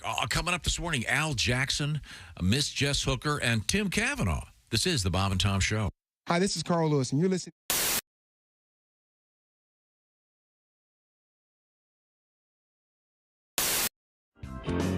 Any changes you'd like to make in the world right I now? gotta tell you. Okay, first of all, as you guys know, I drive a Cadillac. And if you don't know, Cadillac is kind of considered the Mercedes of cars. And So I've heard. Yeah. It's a real big car, and it goes real fast, and I can't always follow all the rules of the road. Okay. So I'm barreling down the street, and I guess the light was red. Who can tell at that speed? Yeah. And I got the photo ticket. Oh, yeah. If you've never gotten what it is you're going through the intersection, then there's a flash of light, and you think, I hit 88. I'm going back in time, right? You know, finally a chance to go try to break up my parents before they can get together at the child abandonment under the sea dance. That seems negative. Oh, boy. But it's not that at all. Mike, they're not. The police aren't even going to work anymore. They're just setting up a camera and calling it good. They're paparazzi. I don't blame them. I don't blame all the laws that they're supposed to have. You get in your car, you got to wear a seatbelt. Why do you wear a seatbelt? Because it's the right thing to do? No, because the man tells you have to. That's right. Right? Mm-hmm. Click it or ticket, jackass. Right? Because your government is very, very concerned about your health and safety, and they always have been. And if you got a kid, they're really concerned about your kid's health and safety. Because if you got a kid, you got to put the kid in the car seat, then put him in the back seat. Then there's a wreck, and the airbags come out, and the good ones, they jettison the car seat from the car. Then a parachute comes out, and the kid gently floats to the ground like the beginning of I Dream of Jeannie, because the government is very, very concerned about your children's health and safety, and seatbelts are a big part of that. Really? Ever seen a school bus? Yeah. Yeah. The only seatbelt there goes around the 50-year-old parolee driving the damn thing. Oh, yeah. That dude's strapped in like he's going to lethal injection. Meanwhile, the kids are in the back flying around like lottery balls. No. Your government does not make you put on a seatbelt to protect you. They make you put on a seatbelt to control you. They make you put on a seatbelt because it's the only tangible way they can physically tie you up during the day. How about click it or take responsibility for your own health and safety, because this is America and not some fascist regime. What are you saying, Og? You saying you're against seatbelts? You're damn right I'm against seatbelts.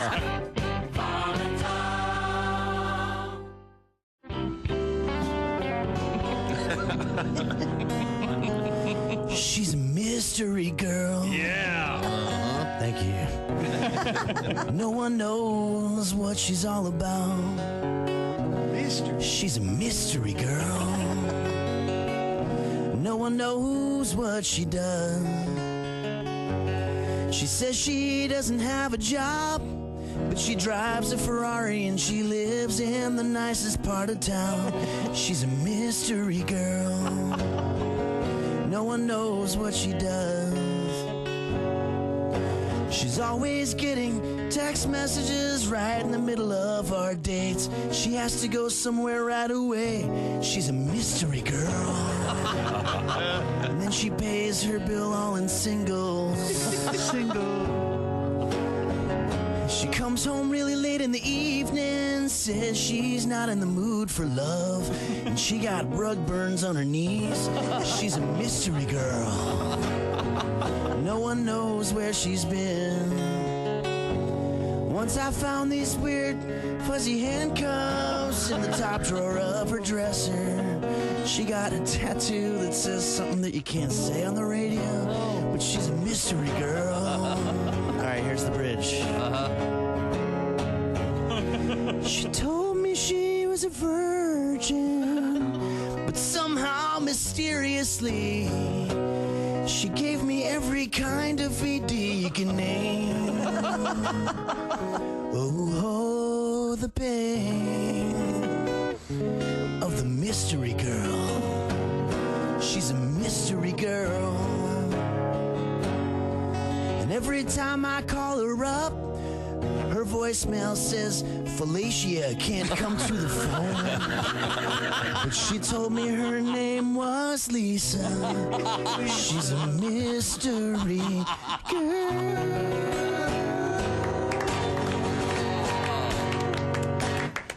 Was that Henry Felicia? Phillips. He's texting while he's driving. I'm like, look at this son of a... And then I hit a car. So I think he won. It's dangerous. I think he won that round. Game, set, match, yeah. Accident next to me, LOL. OMG. How can you text and drive? WTF. No, I see it all the time. I can barely see the letters anyway. I drove by I told you this. I drove by a lady with a book open on her steering wheel. Reading. and eating a pizza. Tell me, wait a minute. You know what? Pizza. I actually I have a sexual fantasy associated with the earthquake. Go. All right, well, check out. In my fantasy, I am making love to this woman. Yeah. And then all of a sudden, she feels the earth move beneath her. Ah, yes. And then she rolls over on top of me and shields me from debris. Safety first, everybody. Safety first. Bob and Tom. About that. Welcome back to the Bob and Tom Show. Christy Lee at the news desk. Hello. Pat Godwin. Hey, chick. In the performance room, there's Willie Griswold. Hey, man. There's Josh Arnold. Hi. Over there, loving gravy. Oh, man. Got my big brimming bowl. Right. I like the gravy at Bob Evans. Do you? Oh, And that's good. You have I use toast instead of the biscuits, and I find it very enjoyable. Really? Okay. Wonderful. I got a new biscuit place. There's Ace Cosby. Oh, my God. I'm Chick know it, McGee, and here's Tom Griswold. Pat and I had Chick, you thought you were talking to me. Yeah, I thought I was. Old Budinsky over Actually, we have another true tale with Tom off the air. This actually, honestly happened. If anything I'm saying is untrue, call me out, Josh. here. Okay. During the commercials, Tom has some coffee delivered. Yeah. And about 30 seconds pass, and then he yells out in the hallway, "Hey, Mark, get me a pair of pliers, will ya? I got to get this lid off the coffee." And that's when somebody who speaks fluent Griswold, Willie, understood what the problem was. Apparently, Tom, you don't like the lids? No, I like them. These new lids, but they're the guy was telling me yesterday, you can't get them off. They're great. They don't. The guy was telling me yesterday. No. Okay. So Willie said, you know what? There's a trick to it, huh? You're insane. You don't need pliers. Willie went over, took it off in a second. Of course not. There's not a trick to it. You just hold. It's like taking a lid off of anything. Of course not. You know, when I work the road, every weekend, people come up to me and they go, "Hey, Willie, is your dad just as weird as he is?" And to keep up appearances, I go, "No, it's just a show. Yeah. He's really a nice guy." I'm not going to lie anymore. You're crazy and you're incapable. Someone, if you get these plastic cups now, Willie got me drinking this cold brew stuff, whatever this is. That's not a cold brew. That's a latte. So somehow you're responsible here. Did you iced coffee, which I'd never had until about a month ago. It's delicious, and you can't get the lid off to put the sugar in. You can't get the lid off. You're not supposed to be drinking coffee at all. This is a decaf, and now you're cooling it. You're making it colder, so there's nothing stopping you. The temperature was the only thing. VT iced latte decaf. Yeah. Right there. That's funny. That was the temperature is the only thing slowing down its consumption. And now you're just going to drink coffee. I mean, just drink coffee all day. Well, the point is, I'm sure someone out there will agree with me. The point is, you're insane. No, these are great. I love these. If you spill them in the car, they don't. But the thing is, you're gonna pliers would have overkill. And by the way, what's happened? All these restaurants have stopped carrying Equal. I wouldn't know because I don't use it, but I think that has for you. Aspartame, and for years, folks that have thought that was had Flames your carcinogens. veins. And the FDA just came out saying, I know you disagree with it because you like it. But. Well, you know, this is America. Last time I checked, it was still legal. Okay, sorry. Now, I wanted to get back to our story about this is America. Pizza. He's talking about coffee, right? This is America. Last time I checked. And meanwhile, during the commercial break, he was telling us who we will vote for. No, I was just telling you about a particular candidate that is a raving lunatic. I told you, Quail is not running. Leave it alone. Stay on Quail, the new one. No, we had. That's his kid. We had a story. I know we're in the middle of sportscast. We'll get back to it. I mentioned that we had a story that had two of Josh's favorite things in it. Way to go. I stand corrected. I stand correct. I didn't. And the story is about a new roller coaster being built for Holiday World called Good Gravy. Yeah. And it's like a kiddie coaster. It's a great, but it's got a gravy theme. Yeah. Which is fun. It is fun. And I know you've always loved roller coasters. Yeah. And what is your cat's name? Gravy. Your cat, I have a cat named Gravy. Her sister's named Biscuit, so it's Biscuit and Gravy. And, Gravy, and she's gray. Yep. And Gravy, I also thought, you know what? Gravy is one of those things that when life is good, gravy, you add it to something and it makes it even better. Sure. And that's what the cat does for me. Oh, that's great. So sweet. And I just want to see you wearing your boxer shorts, mostly naked, running through the neighborhood midwinter, shouting out, "Gravy!" Your cat's escaped, and your neighbors are going, "Well, it's like Arnold's hungry again." Do you have any gravy? Apparently smoking the reefer. Isn't that the way you appear in your home when you're by yourself? Boxer shorts and a T-shirt? Yes. And lately, I've been getting a little too liberal with how much I will go out on the porch to grab a package or something. Oh, really? In the middle of the day in my boxers and T-shirt. You don't mean grab your package. Grabbing your package. No. I don't. No, I mean grabbing the package. Now, let's go around Screaming, "Hello, world!" I want to go around the horn here. I'll start with myself. When I am at home, I look just like I look here. I don't change. I just don't put a mask on. No weird clothes, just normal stuff. Ace, when you're at your home by yourself, it's a Sunday. What are you wearing? Shorts. Shorts. Oh, really? You don't wear shorts here, do you? Every day. Every You do? day. Oh my God! Look at those legs. I don't wear shorts here. Don does not wear shorts. Chick McGee. Yeah, I wear I have a pair of gym trunks and I have my slippers. Shirt? Yeah, I wear a shirt, probably the shirt I wore that day. Okay, Willie, that's not that much different. Saturday afternoon, you're by yourself at the house. Anything unusual? Just put boxers on, or if I'm gonna go out or something, I'll be wearing clothes. But yeah, if I'm just chilling for the day, definitely just boxers, hanging out. And that's you, Josh? Yeah, I usually just take off my work shirt and then my shorts. But then, yeah, when but most of the time I do something during the day, so I stay dressed. Well, I'm sorry that Christy's missing this. You could ask her. She's not here today, though. Christy? No, like most women, the first thing you do is you go home and you take your bra off. Mm-hmm. Speak slower. God, hate it. When you go home, do you take your bra off? You know that's a touchy subject for him. Why did you do that? I was trying to give you my best slow burn. I realized. I've been practicing my slow burn. It's good. You really serious? This is a thing? You don't know this? Yes. I don't wear a bra. Ask almost any woman you know. The first thing you know is you take your bra off? Yeah. There was a big meme going around during COVID because it was what went off first, your mask or your bra, because when you got home from work. That's funny. That is funny. Because it's the first thing. And I usually put on, my house is always cold. I don't know what it is, so I have to wear a sweater inside. Do you hang your bras up by the clip so they all look like a bunch of chickens going to their death? No. That's how I dry them, but I don't know. No. You wash your bras by hand? You dry them? No, I wash them in a lingerie bag, I guess it's called. That's really hot. Bag. Yeah. Why don't women dry bras? Is it because the wire gets hot? Yeah, well, it makes them all bendy. you just said that. We know those go in bras, but what? No, it'll ruin your underwire. Yes. For me, the wire gets hot. Season 1, episode 3. The first 2 episodes are a little bit slow, but the wire gets real hot. Season 2, episode 3. The wire can mean multiple things, guys. I hate the slow burn you're giving me. I hate slow burn Josh. It's not good for radio. It's very antithetical. It's quite visual to what we're trying to do here.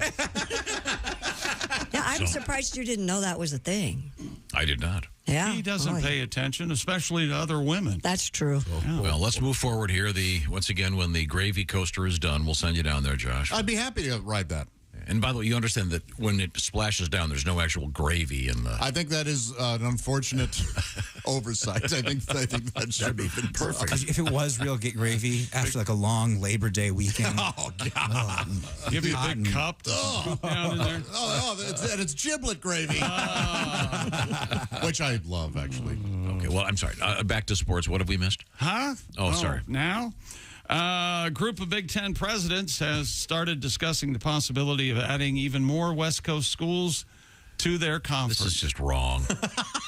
If the Pac-12 continues to crumble, as it's, according to experts, going to do. Colorado's leaving. People spoke to reporters. Evidently, the Big Ten not going public with their internal discussions. However, Oregon and Washington are now the primary targets of the Big Ten. So that would be USC, UCLA, Oregon, Washington, all moving to the Big Ten for 2024. Also, Colorado leaving the Pac-12, going to the Big 12, evidently. So the Pac-12 is down to the Pac-8 or 9 right now. So why don't they just admit it and become a professional league? Well, they're all getting and the sham. Forget about colleges. Just the name, image, likeness thing. That's going. And Wilt Chamberlain's jersey. I'm really excited about this. I would love to be able to bid on this. Wilt Chamberlain's jersey from the 1972 NBA Finals. I was a huge Laker Chamberlain fan during the 72 series. Expected to sell for more than $4 million. Whoa! In an upcoming auction at Sotheby's. It's considered to be the most valuable piece of memorabilia of Chamberlain's to ever appear on the market. According to a collectibles broker, the jersey he wore during the Lakers championship clinching Game 5 victory over those damn Knicks. Chamberlain recorded 24 points, 29 rebounds, 8 blocks during that game. He won 114-100. What are you chuckling about? Nothing. If you wring out his jersey, there'll still be lots of seed in it. Yes. Because remember he claimed that he slept with, what was it, 30,000 women? Yeah. I think this is his second most valuable piece. Remember we interviewed him and I asked him, did you ever do any of them twice? How does that affect the count? I don't think you asked him that. I don't think you did. Yes, you did. No, you didn't. Wasn't it like 2,000? You'd be a little embarrassed to ask him that. Maybe I did. I forgot. I mean, I wanted to. We did. Remember, we interviewed him when the book came out. I do remember that. I do remember when you interviewed Magic Johnson. You said, "So do you regret at least one of those women you've?" Oh boy. Is that real? No. Yes, your dad asked him. No, he did not. Not real. There isn't one, Magic? You wished you would have turned down? Can't think of one. But thankfully, he somehow is lived up to his name and is alive. Mm-hmm. Everybody, are you ready? Yes, yeah. I'm sorry. Here's the dumbest sports story ever. Go ahead. Miami Marlins put together a whopper of a promotion to welcome trade deadline acquisition Jake Berger. Oh, boy. Isn't that fun? The Marlins. Guess who's excited about this? The Marlins celebrated the player by offering $5 hamburgers. $5 for their game against the Phillies. Berger, he's an infielder acquired from the White Sox shortly before Tuesday's trade deadline. Chick, apologies for this question. Berger say, ask Tom. It's his story. Tom, is it spelled Burger? Yeah. Okay. Jake Berger. In the story, it is, yes. I don't know if that's actually in the real world or not. Yeah, that's his name, Jake Berger. You sure it's not Berger? Yeah, I'm positive. Okay. Is it true that his mom's name is Patty? That is so stupid. I'm leaving. I mean, that's kind of fun. They're doing a $5 burger because they've got a guy named Berger. I guess the health-conscious folks were hoping they'd, draft get a trade deal with Mike Trout. Oh, sure, yeah. Nice fish sandwiches for $5. Tony Spaghetti. Yeah. How's Tony Spaghetti doing? Oh, he's doing great, man. 350. And a lot of the fans were really they trade for a guy named Mike Beer. I mean, you got classic names in let me think of one. Jim Rice. Right? Yeah. What are we doing? Athletes whose name is also food? Food? Oh, this is fun. I like it. Yeah. Oh, Cocoa God. Crisp. Yeah, sure. That's one of the funnier ones. What about Jim Hot Brown? No? Okay. He played for Kentucky, didn't he? Yeah. Daryl Strawberry. Yeah. Good. Who else you got? Keep going. I can't think. There are a bunch of them. I mean, are we going to be strictly baseball? No. Bob Lemon?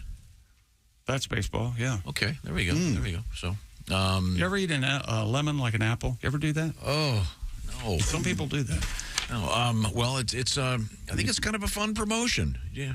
Berger says, I'm ready to play some fun baseball here, compete for a playoff spot. He says, I am also good with the nickname they've given me, Smash Burger. Nice. Mm-hmm. Yeah.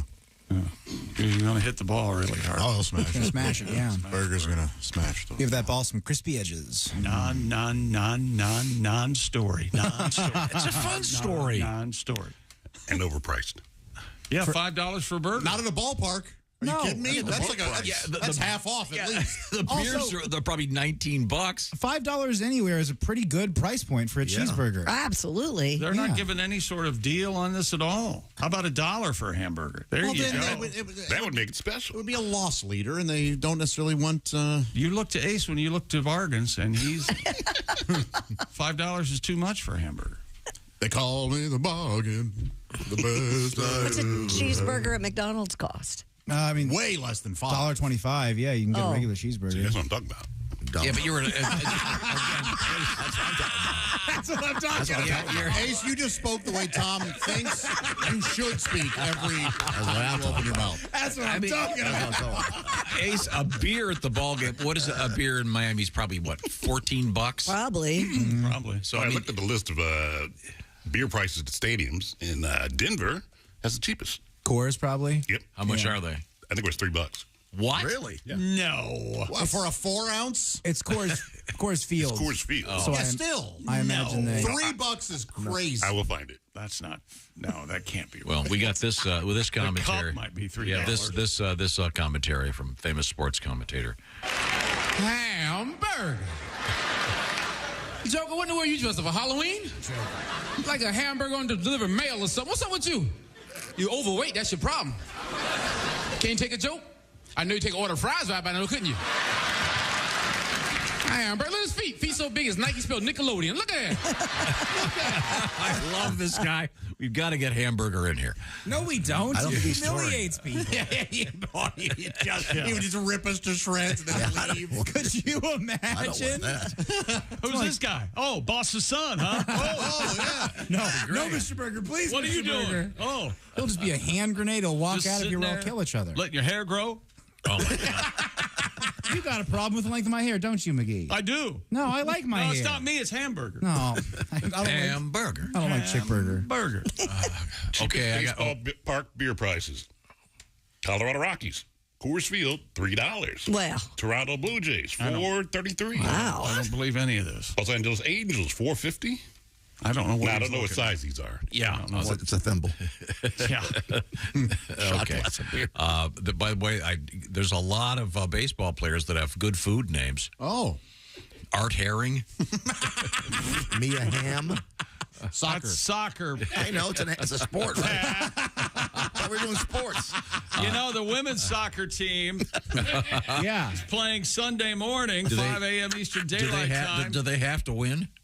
They're needing to beat Sweden. Party time.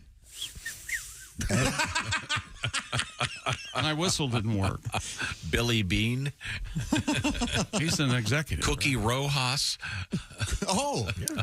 You know, there was a Frank Robinson? There was a running back. I'll accept that. There was a running back for the Bills named Cookie Gilchrist. Sure. And he had license plate. His license plate on his car said, looky, looky, here comes Cookie. He had a little. That's a lot of letters. Yeah. It was a frame on the. That's too many letters for Yeah, I think I agree with you, Pat. I think Well, I should it's official. make that up. I hate all of you. I would not attend any of your passings. Okay. Good luck. Thank you very much. We're coming right back. We're going to, once again, try to get some sports in. Ram it. Okay. And we have. They're needing to beat Sweden. That's so nice. Is that license plate lie? Wow. Thank you, Robert Frost. I'm going to look it up. Looky, looky, here comes Cookie. We have Maybe it was a bumper sticker. another story. Josh, this time he's going to hate. Oh. I'm really excited about it. This is the Bob and Tom Show. Thanks for listening to the Bob and Tom.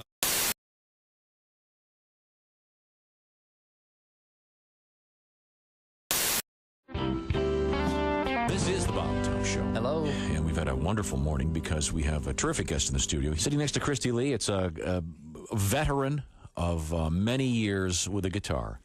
A guy who... I thought you were going to say bottle. I can't, Pat, I tried. Well, this is why I get the reputation of being the dick in the show, but no, I'm trying to do something nice. No, you are the dick on the show. Oh, yeah.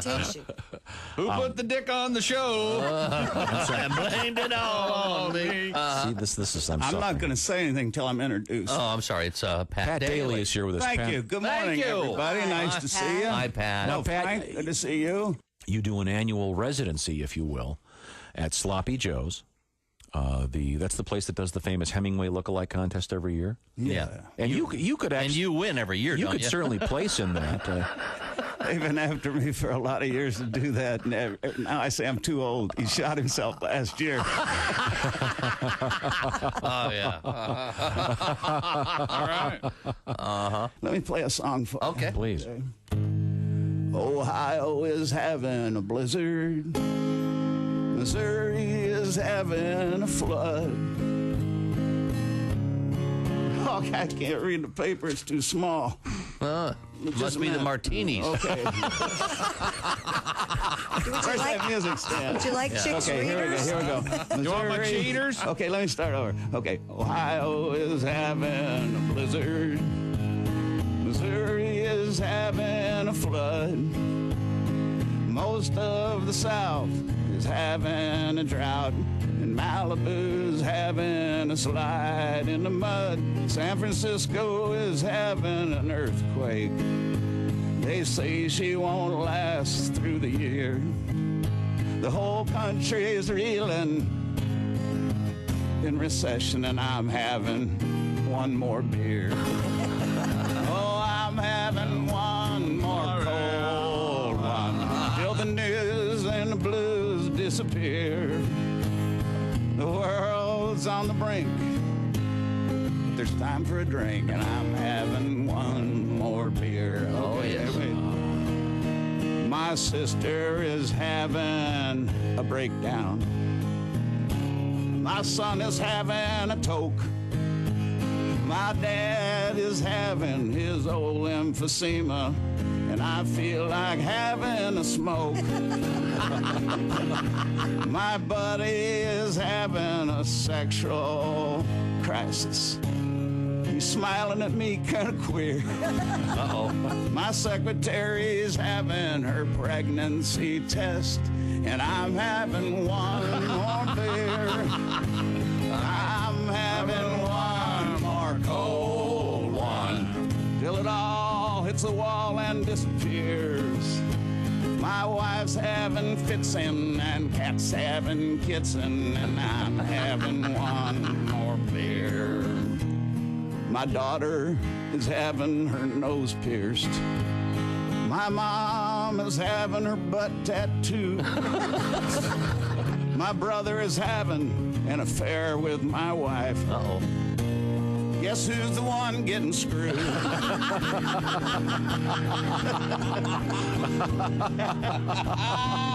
So if you're having heart palpitations about the way things are heading around here, just give that waitress a pat and tell her that I'm having one more beer. Yeah. Geez, I'm going to have to practice that one. I love that song.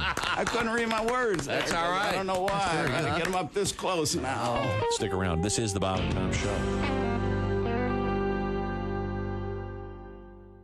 Hey, you dog owners, listen up. This is something for your big sweetie. Chew Works. Has your dog ever scarfed down one of those chew sticks without really chewing? ChewWorks has a hold to chew, which will prevent choking and GI blockage. When dogs can't properly hold the chew stick between their paws anymore, they tend to just swallow it. Available in 3 sizes, mini, junior, and large. Extra large coming soon. Their whole purpose is to provide a safer and healthier way for your dogs to chew. ChewWorks.com.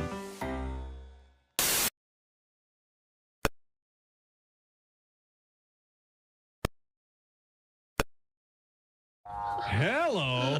He's living rent-free and getting an eyeful. Cindy, what do you think of my new negligee? Do you think it fits? Oh, yeah, it looks great. What do you think of mine? He's invisible and insatiable. Gee, Cindy, this bed sure feels lumpy. Boy, that's uncomfortable. Come to Papa. You know you want it. Invisible Dave and his 2 stacked roommates. Followed by the fast-paced action of pro basketball with a moral twist.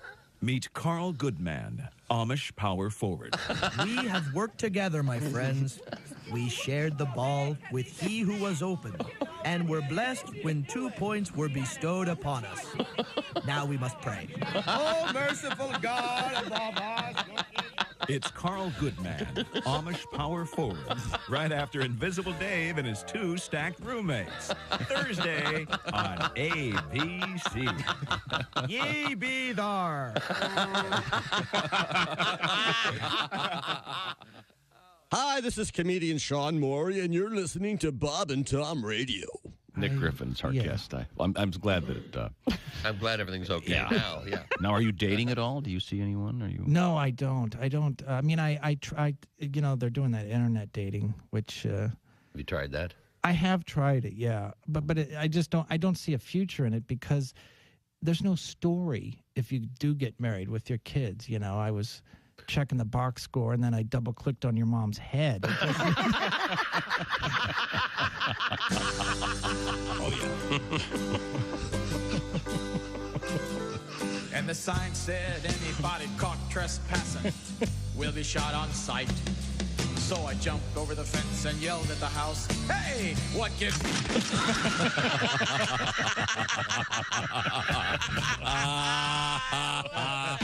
This is Bob and Tom 24/7. Okay, coming up, I'll tell you. Welcome back to the Bob and Tom Show.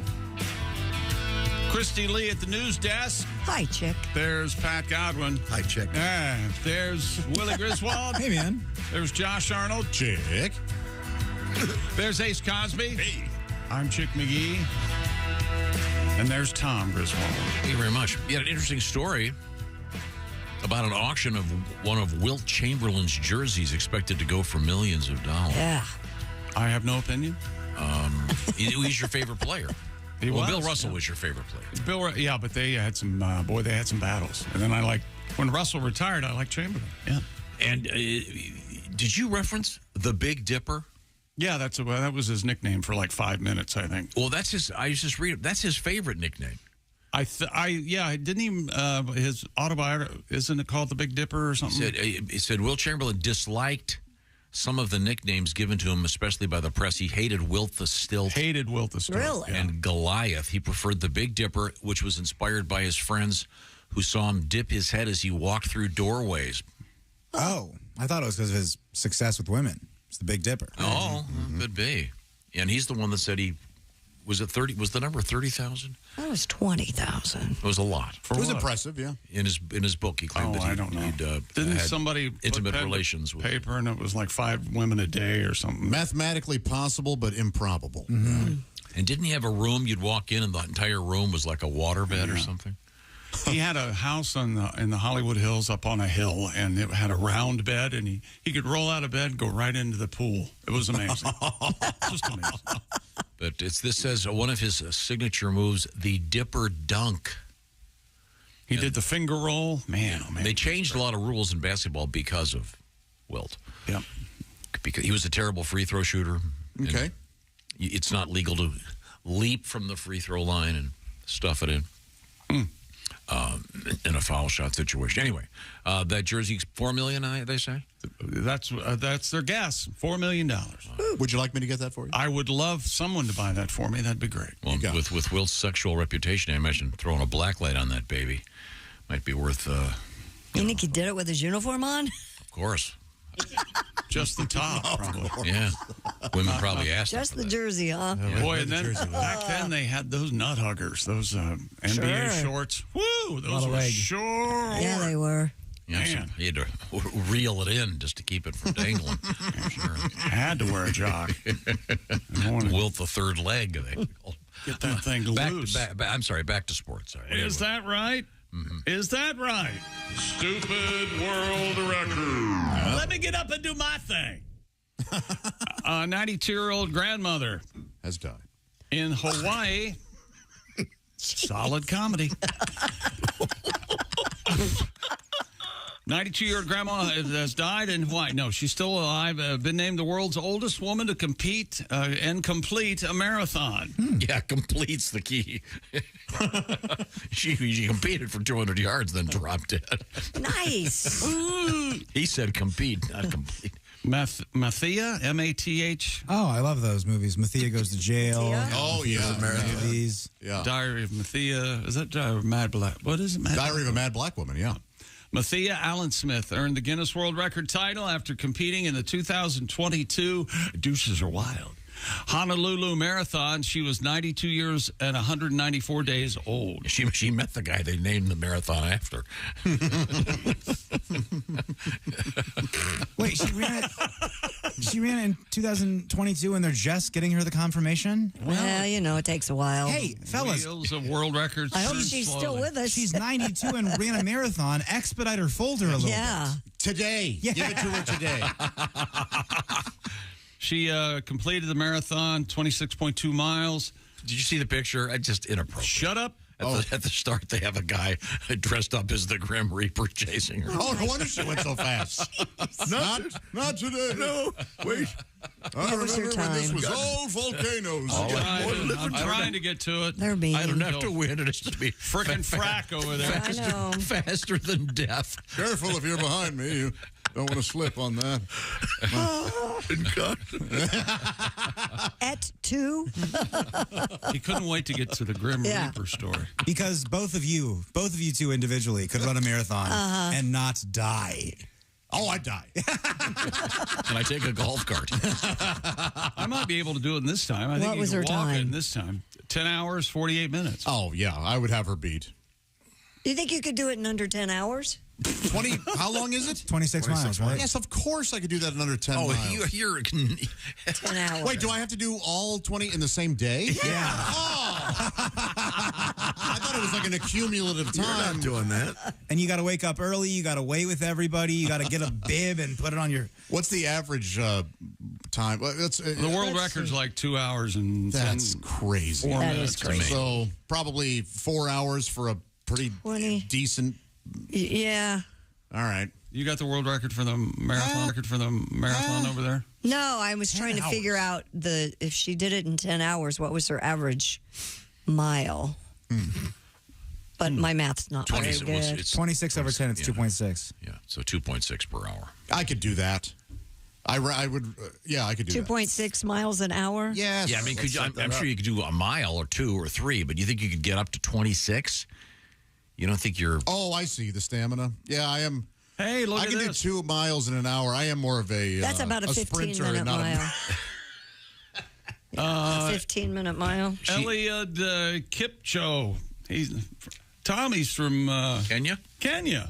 Yeah. 2 hours, 1 minute, 9 seconds. Yeah. Can you dig it? World. Oh. What are you doing? I was asking Tom if... Did you hear what Pat... Answer the question. Pat, can you dig it? Oh, no. No, Pat asked, are you out of your mind? You know what happens next? You know what happens next. I'm unaware. I'm not sure I can. You can't hear it, but I'm giving you the Josh slow burn right now. Yeah.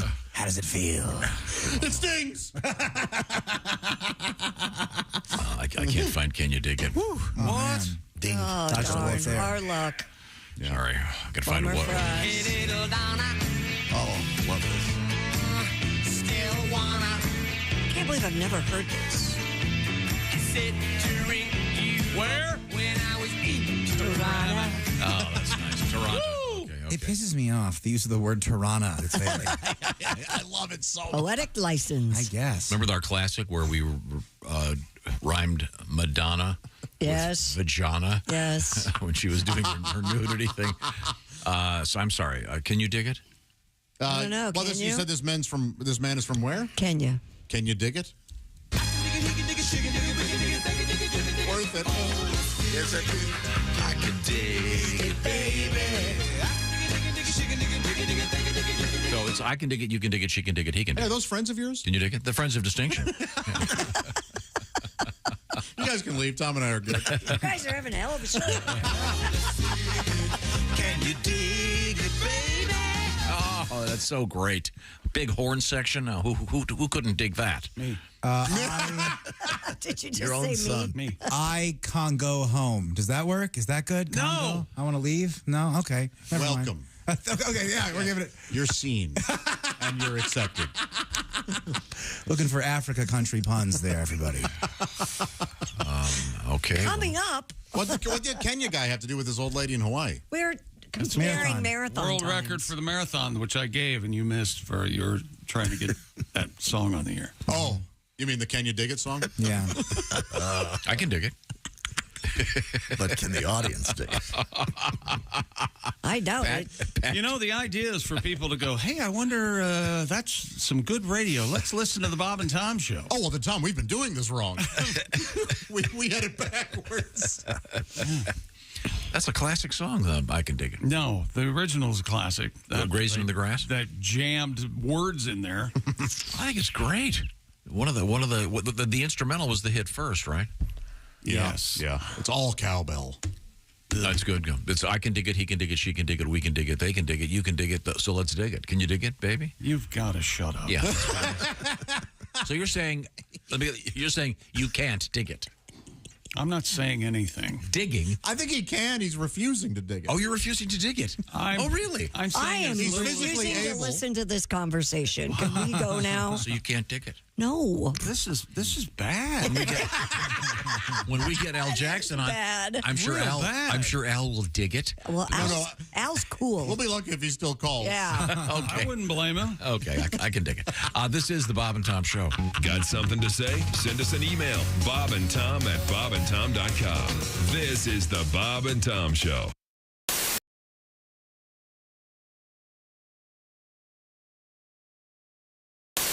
Rodney has his guitar out. That's a great sounding guitar. Do you have another tune for us? Sure. That you'd like to play? I'd love to hear something. Let's see. What do you... You want to do one of the classics? Do you want to do something? There she goes. Bitching again. Saying things she's heard from all her friends. And it don't matter what I do or where the hell I've been. There she goes. Bitching again.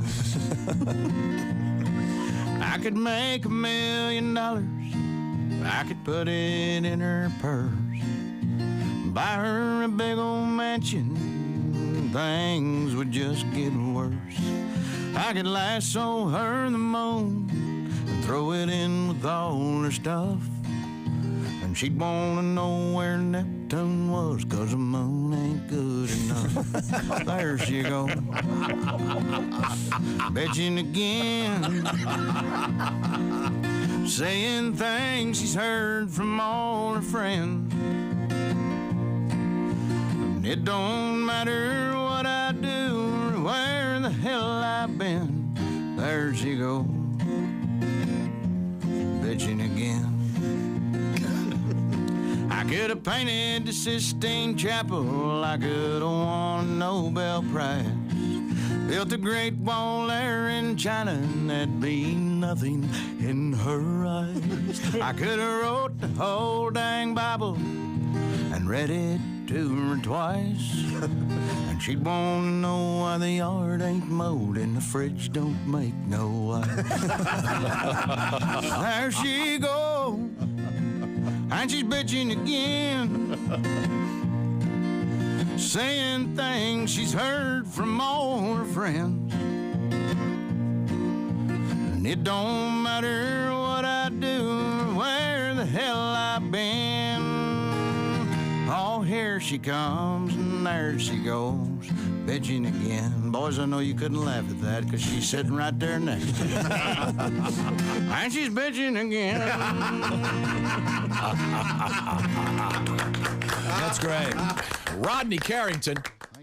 Hey, you dog owners, listen up. This is something for your big sweetie. Chew Works. Has your dog ever scarfed down one of those chew sticks without really chewing? Chew Works has a hold to chew, which will prevent choking and GI blockage. When dogs can't properly hold the chew stick between their paws anymore, they tend to just swallow it. Available in 3 sizes, mini, junior, and large. Extra large coming soon. Their whole purpose is to provide a safer and healthier way for your dogs to chew. Chewworks.com.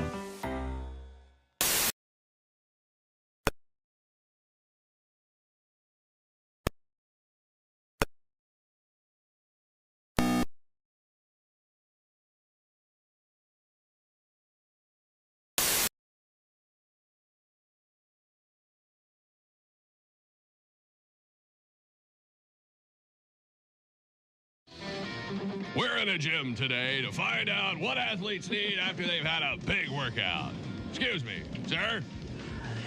Yeah. You look pretty sweaty. Yeah. I just jogged 5 miles. I did the weights, did some step aerobics. God, I'm dying. What do you need after a big workout like that? I could use a big glass of water. Water? Yeah. You don't want water. You need something to replace your bodily fluids. Get you back on your feet again. Yeah, that makes sense. All right, what do you got? Here, try this. What is it? Thirspiration Plus. Thirspiration Plus, huh? Replaces all your bodily fluids after a big workout. All right, I'll try it. Jesus, what is that? Tastes like sweat. It is sweat. Well, a little coloring. We added some carbonation, but... What are you trying to do to me? Thirspiration Plus replaces all your bodily fluids lost during a big workout. Thirspiration Plus. Bodily sweat and icy cold jug. Come here, you crazy son of a... I can borrow your shirt and your shorts for later. You're sick. Perspiration Plus. Lemon lime, tropical punch, or clear.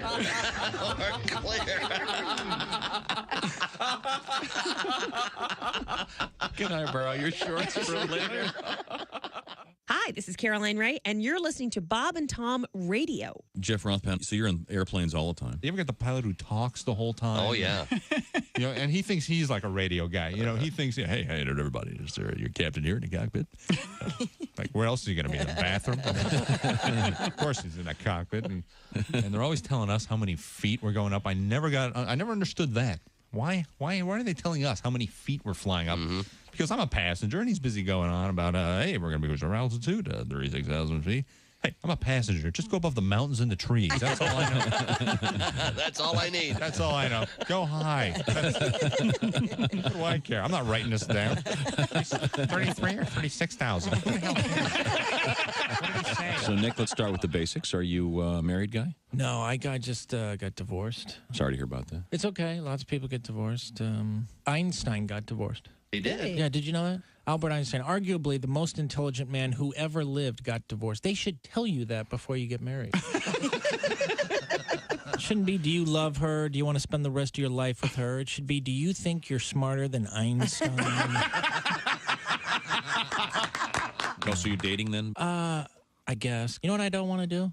I don't want to say I love you anymore. I hate that first I love you. That's the worst. First time you ever tell a woman you love her. If they like you, they want to hear it. And when they hear it that first time, something comes over them. You know, their eyes get all wide. And get that diabolical grin on their face. You can almost feel them saying, excellent.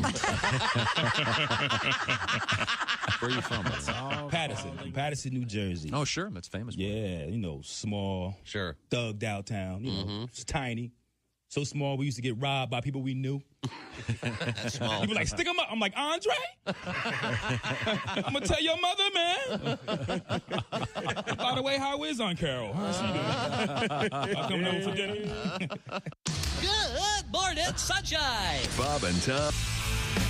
Welcome back to the Bob and Tom Show. Christy Lee at the news desk. Hello. There's Pat Godwin. Hey, chick. There's Willie Griswold. Hey, man. Jess Hooker joins us. Hello. There's Josh Arnold. Chickster. There's Ace Cosby. Howdy. I'm Chick, and here's Tom. Jess, Hello, you look Tom. so nice. Your lipstick matches your shirt. Thank you. You're welcome. Don't you guys agree? Isn't that fun?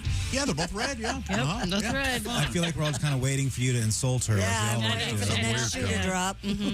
Women are pretty good at coordinating things like that. Yeah. Really? And you know what? We appreciate it. We do, yeah. Do we? I do. Okay. Okay, you just look nice today. I wanted to just say hello. It makes me. Doesn't it make you want to look nicer for them? That's how I kind of Do feel. you? Oh, that's Yeah. nice. Well, that's nice. Do you ever dress down if you're dating someone that dresses down? You're like, oh, I really don't have to do much. I can mail it in for this one. You know what? I haven't, but I should, right? Well, wait a minute. I don't want to offend you, but how much more down can you get? Oh, I don't want to offend you, she said. Yeah, it's like you're. Well, I'm glad you didn't want to offend him. I would be offended if she weren't right. Yeah, it's like you're at Willie's house, which is on a slab, and you asked to go to the basement. You can't. I mean, you're not. I'm very casual. Very casual. By the way, how much more down can you get? Sounds like the coolest song ever by the Ohio Players or something. How much more down can you get now, baby? How Can much you more down dig can you it? get? Did someone say, can you dig it? No. Yes, You just did on purpose. was my fault? Can you dig it, baby? Can you dig it, Jess? I can dig it. Our love is alive. Oh, see that now? This is ruined. Fighting fire with fire. That's right. Sorbet for the ears. Fighting fire with manure. We had a request for this to make you stop. Okay, you win. Oh, wow. All right. I can only stand so much liquid musical manure. All right, what else is happening in sports? Well, and that's sports. Oh, yeah. What do you think of that? He goes It out is? on top. Yep. God. You're used to those 2 hours. 2.5 hours, 3 hours? Yeah, I don't like working. Christy. This is kind of a sports-related story. A centuries-old tradition of jumping over babies is still going strong in a small village in northern Spain. How many babies do you think you could jump over? 7. Yeah, see, this is the problem. Wait, Are they stacked on top? When you Fosbury flop over these little babies and you hit the pit. How do you stack them? Do you do pyramid style or Lincoln log style? I don't know if they do them this way or... Remember all the dead baby jokes? Remember those? Those were very popular for a while. Let's not visit. The difference between According to the Guardian. bowling balls. Yeah, we Truckload of bowling balls. we remember the next. I don't remember that one, but You can unload the So I'm sorry, this is in Spain. According to the Guardian, the festival called El Colacho, which translates to the devil, involves a man dressed in a yellow devil outfit. When did he become yellow? Low-key devil. Oh, okay. It's not that hot. Mellow devil. This is They call him the horrible. mellow devil. quite rightly. Involves a man dressed in a yellow devil outfit, whipping fleeing teenagers and devils, leaping over that's babies, laid out on a Okay, mattress this is- in the street. This is wrong. The idea is that by leaping over the babies, the colachos protect them from sin and disease. All right. The festival takes place each year in Castrillo de Murcia. Following a 2-year COVID hiatus, this year marks the 400th Castrelo means no testicle. official ceremony. This is just wrong. Yeah, it These is. Little babies are lying down on the street, and this jackass is jumping over them, and then you can see they're about to let the bulls out. That's the problem. Though. We've become too accommodating to these weirdo cultures. I know, but do you ever Some consider... cultures need to just stop being stupid. Do you ever consider if you had to explain Santa Claus to somebody who didn't know? Like this guy breaks in your house in the middle of the night, comes down your chimney while your children are asleep. Like yes, it's it'd be it should be terrifying. It is. Yes, but we're not jumping over babies holding a whip. No, instead we're telling them that somebody is watching them all year long. That's a great point. Better be Step out of line. and they have to go sit on his lap. Like Let that man hold you. Okay, Josh, come here. This guy in the devil suit, it's kind of a mustard yellow, and he's wearing, what do you call those Mexican wrestling masks? Luchador masks? Luchador. He's got like a luchador mask on. El Mascos, Josh said. El Mascos. And he's got a guy with a big bass drum behind him wearing a top hat, and then guys that are dressed like undertakers. It's with capes. It's a topic yesterday. Well, I thought it was a joke till I heard the top hat. Now I know it's a legit. Yes, of course. You know the guys that do the Groundhog Day ceremony, that kind of group of... It's like that, but it's in Spain, and they're obviously dressed Are they better. wearing tails? They're wearing really nice cloaks and capes, and they're all in black. A cloak and a cape? Yeah. Oh, yeah. It's a little redundant, isn't it? for sure. No, I'm serious. Come look at it. It's a cloak and a cape. They got them both I on. saw it, yeah. Okay, at least when they jump over the babies, it's just a twin-size mattress width. It's not like they're lined up in their... Yeah, but you could still trip and crush some baby's skull. how big are these babies? They're tiny. They're like newborn babies? No, they're not newborn. They're months, 6 months. Yeah, 6 months maybe. Man, there's one kid that's a little too old to be there, and he's going to remember this, and it's going to be very confusing. Didn't Can Evil jump over a bunch of babies? 181. 181. That's amazing. Caesar's Palace. Yeah, the one kid still has a Harley-Davidson tire track on his forehead. Yeah, he jumped over 181. Unfortunately, there were 190 on the... See, you both went too far. Is this the Pope? Running No, over but the baby. they do have a priest that's blessing the babies before they get Well, that makes jumped it safe. over. The last Yes. rites. Would you allow your baby to be jumped over by this thing? How much are they paying me? If it's, It sounds like a tradition. Who It am I to does stand sound in like the a way of traditions? Some traditions need to be axed. And then they have teenage boys running from the devil with a whip. Yeah, the guy's whipping the teens. That Well, feels that- a little fetishy. It does. A little. You can listen this guy. Horrifying. This guy. As Tom would say, are the teenage boys clothed or not? Are they clothed? It's odd. They are in the photograph. They are definitely clothed. But this one kid looks like he's shouting out, "Stay away from my bunghole." Oh, It looks like he's shouting that out. Stay away from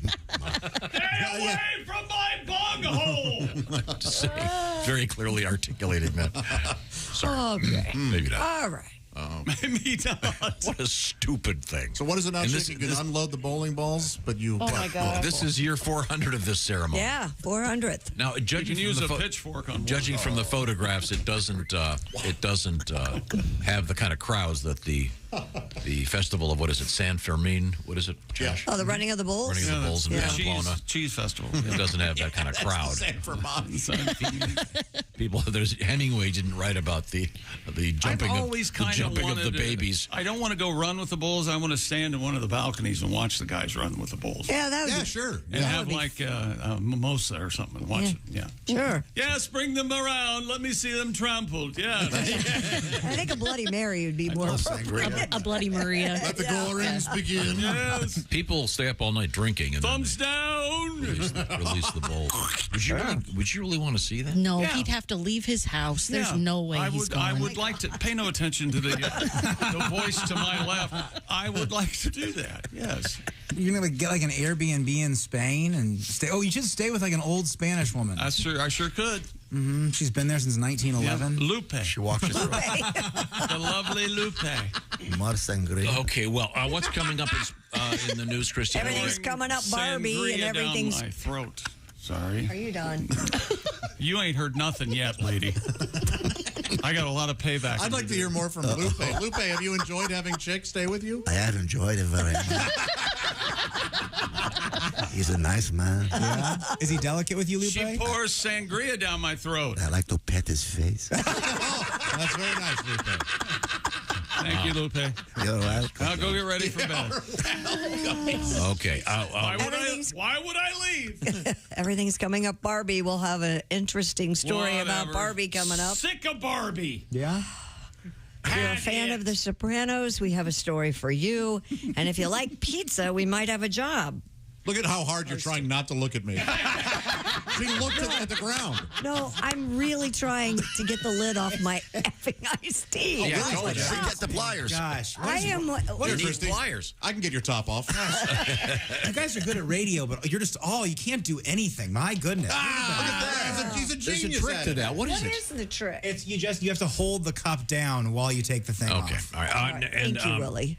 coming up, comedian Al Jackson will be joining us. Thanks for the warning. Right now, you can enjoy this show with your beautiful, beautiful Raycon earbuds. That's right. Raycon earbuds. The everyday earbuds look, feel, and sound better than ever, if that's possible, and it is. 3 sound profiles with Raycons.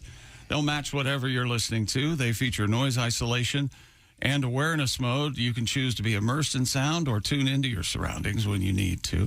You can listen while you travel or during a grueling workout with optimized gel tips for the perfect in-ear fit.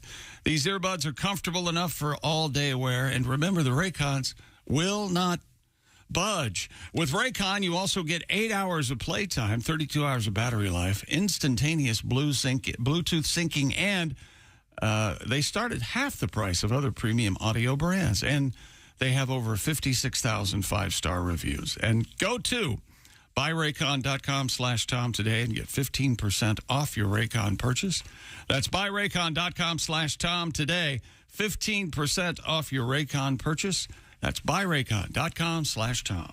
They're the best. I use them all the time, and I highly recommend them. Now, when we come back, it'll be from the Daily Blast Live, comedian Al Jackson joining us. Also coming up, we've got news about The Sopranos. We've got pizza and a great gig if you love pizza. And also, we have a song from Mr. Godwin I'm very excited about. This is the Bob and Tom Show. Hi, this is Ross.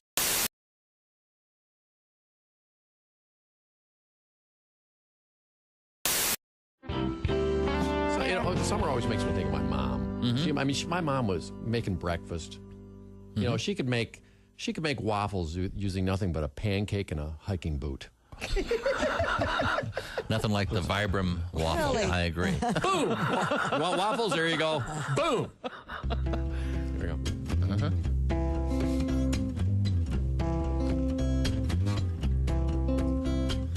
How's it start?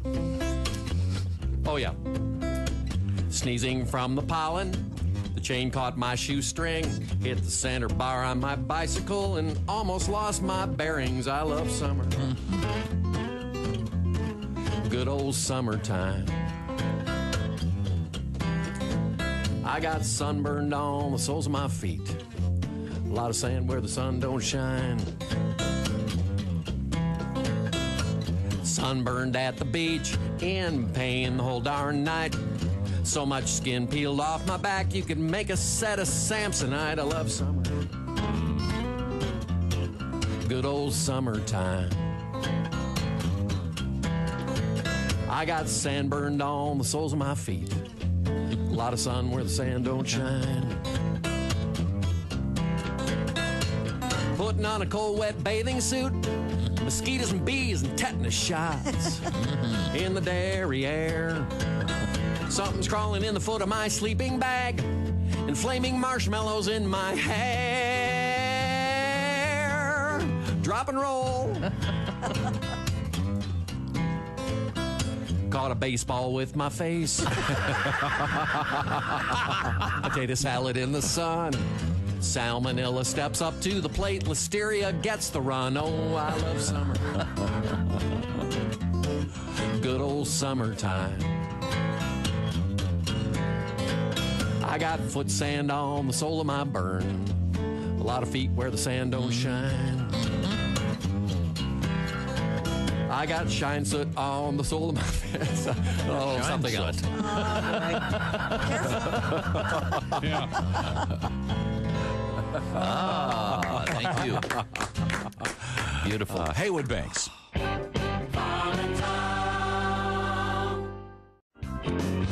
It's fun watching my kids, though, a little bit. My daughter is... you guys have daughters, right? Mm-hmm. 3 years old. 3 years old. My daughter has a massive attitude. Like, it's unbelievable. It's like my wife, and I've got to believe it's, honestly, and I'm not joking about this, hormonal in some way. There's got to be something. Something just that, wait. She's cute and adorable, but pure evil. It's like the devil dressed as a young Sally Field. Oh my God! I mean, it's very difficult because my wife said, she says to my wife, "Can I go outside, Mommy?" Mm-hmm. My daughter and my wife goes, "No, it's too hot out. It's 110 in Phoenix right now." The kids don't notice that. So she goes, "Can I go outside?" And she said, no. And my daughter looks at my wife directly in the eyes and goes, "Say yes." Oh my gosh! It's starting. And then all of a sudden, Mommy's eyes stare forward, and she said, "Yes." Yes. Mm-hmm. Oh, it's say, "Can I go outside?" No.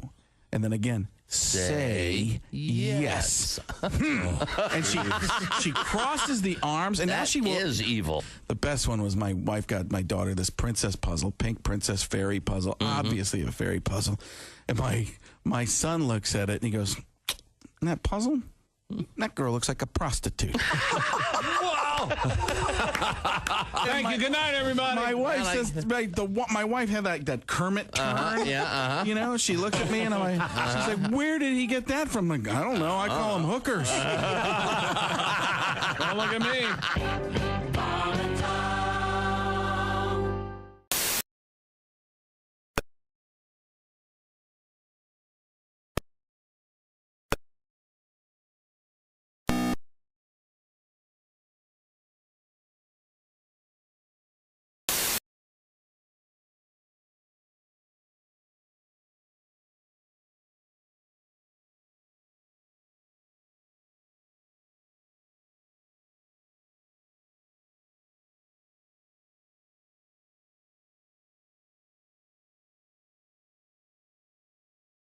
Oh, congratulations. Yes. How's that going? First timer? Yeah, first timer. Wow. Yeah. How about that? I'm learning, very slowly. I'm learning, when women get married, they take the guy's name, and I'm learning that us guys are also given. My married name is somebody.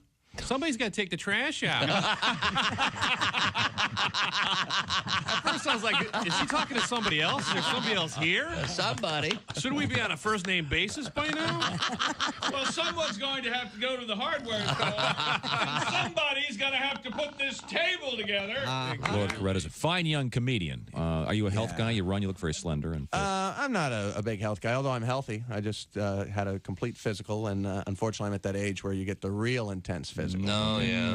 I hope I'm not sharing too much, but the doctor actually stuck a camera in my rectum. It wasn't part of any procedure. He just suspected that his nurse was stealing from him. are you listening to Bacon? Yep. Too long. Welcome back to the Bob and Tom Show. Christy Lee at the news desk. Hey. There's Pat Godwin. That was insincere. What do you want me to do? Go over there and kiss him on the mouth? Yes. Let's not get carried away. On the ring. There's Willie Griswold. I want our intros to be like Family Feud used to be, and we all kiss chick on the lips. He just Richard Dawson's us. There's Jess Hooker. Hi. Hi. There's Ace Cosby. Hey. There's Tom Griswold. And I'm Chick McGee. Tom, I'll let you introduce your buddy. Yes. They're mad because you and I have been having fun this morning. I see. Oh, wait, there's my other buddy. I can Ask see him. Al. Ask Al if he can dig it. Go ahead. Hurry. Al, are you familiar with the great band, the Friends of Distinction? No. That sounds like the way that you start a meeting at the Elks Lodge. Wasn't Friends it of Hugh Distinction. Masakela who did Grazing in the Grass originally? Yeah. And he's, of course, mentioned in the great And song then by Eric Burdon and the Animals. Oh, gotta shut up about down in crappy Monterey. And then some some record executive said, "Hey, we can jam lyrics into that Hugh Masakela song. Let's do it." I'll play it for Al. Play and a little they bit came up with this. I think you'll recognize this, Al. Here we go. Okay.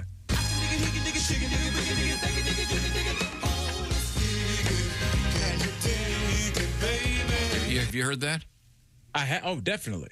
Yeah. Absolutely. And can you dig it is the question. I can dig it, and it is Doug. Oh, it is considered to be Doug. Okay, good, because I can dig it. He can dig it. She can dig it. We can dig it. They can dig it. And apparently no one else in this room digs it, so we'll move on. No, I hear the deafening silence. Now, this actually leads to a legitimate question. We've overdug it. Yes. Hey, Al, you just got here. Yeah. Okay. We're in the dugout, Al. Yeah, we are. Now, Al, wouldn't you say there are certain words, we talk a lot about slang terms and street terms. There are certain ones that have really stuck around. I think, for example, the cool has been around forever, it seems. And Al, there are certain words that you can say that I can't, and I want to talk about. Why can't I say them? Why can't I yell them in traffic?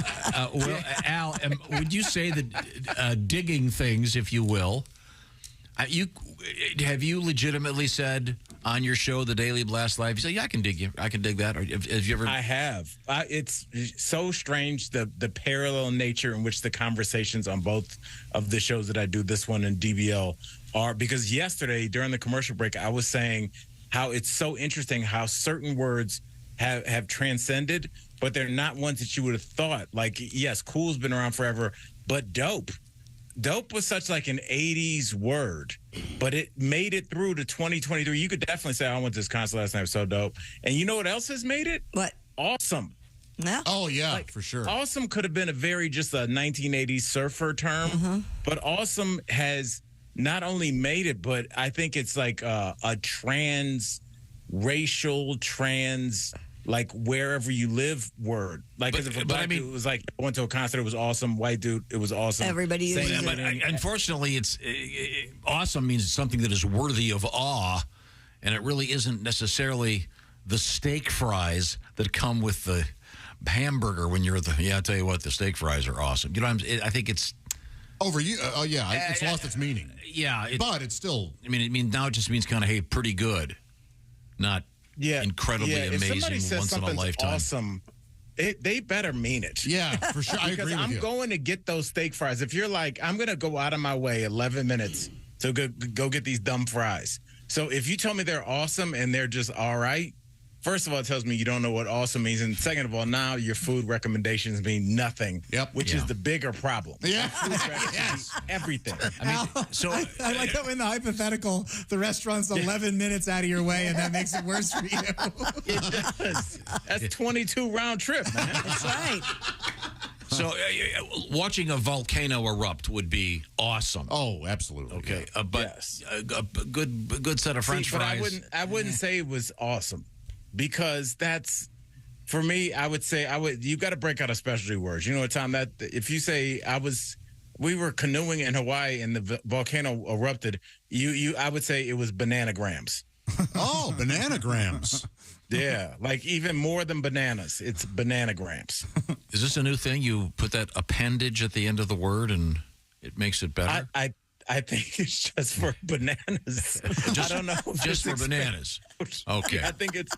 Yeah, I don't know if it's steak and cherry. Would that be an appellation? What would that be called, Josh? When you add that to the end? I don't even remember. Al Jackson is our guest. He's one of the hosts of DBL, the Daily Blast Live, on a TV set near you or a computer. And Tom, I did want to ask you this because you were talking about the beginning of Family Feud. And first of all, I was just thinking, oh, my goodness, like, Willie is too young. Do you guys remember at the beginning of the old Family Feuds with Richard Dawson when the families would start and they'd be frozen in a weird position, then they'd unfreeze? Yes. Now they're already standing there, but she used to run down, used to be in this weird pose. And like a set of a living room. Foyer. Yeah. Yeah. It was very strange. Last question, and no one has ever backed me up on this, but I swear to God it happened because I used to watch Wheel of Fortune all the time.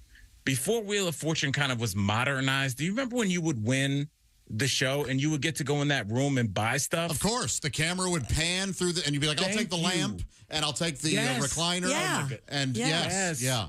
And you want the rest in a gift certificate? Remember when you got like $34 and you couldn't buy anything? Right. But wasn't everything overpriced, like the porcelain dog? For they were Burbank prices for sure. You can't go comparison shopping on the show. Yeah. It was like the adult version of turning your tickets in at a Chuck E. Cheese. Yeah. Which I would contend that's one of the most difficult jobs in America.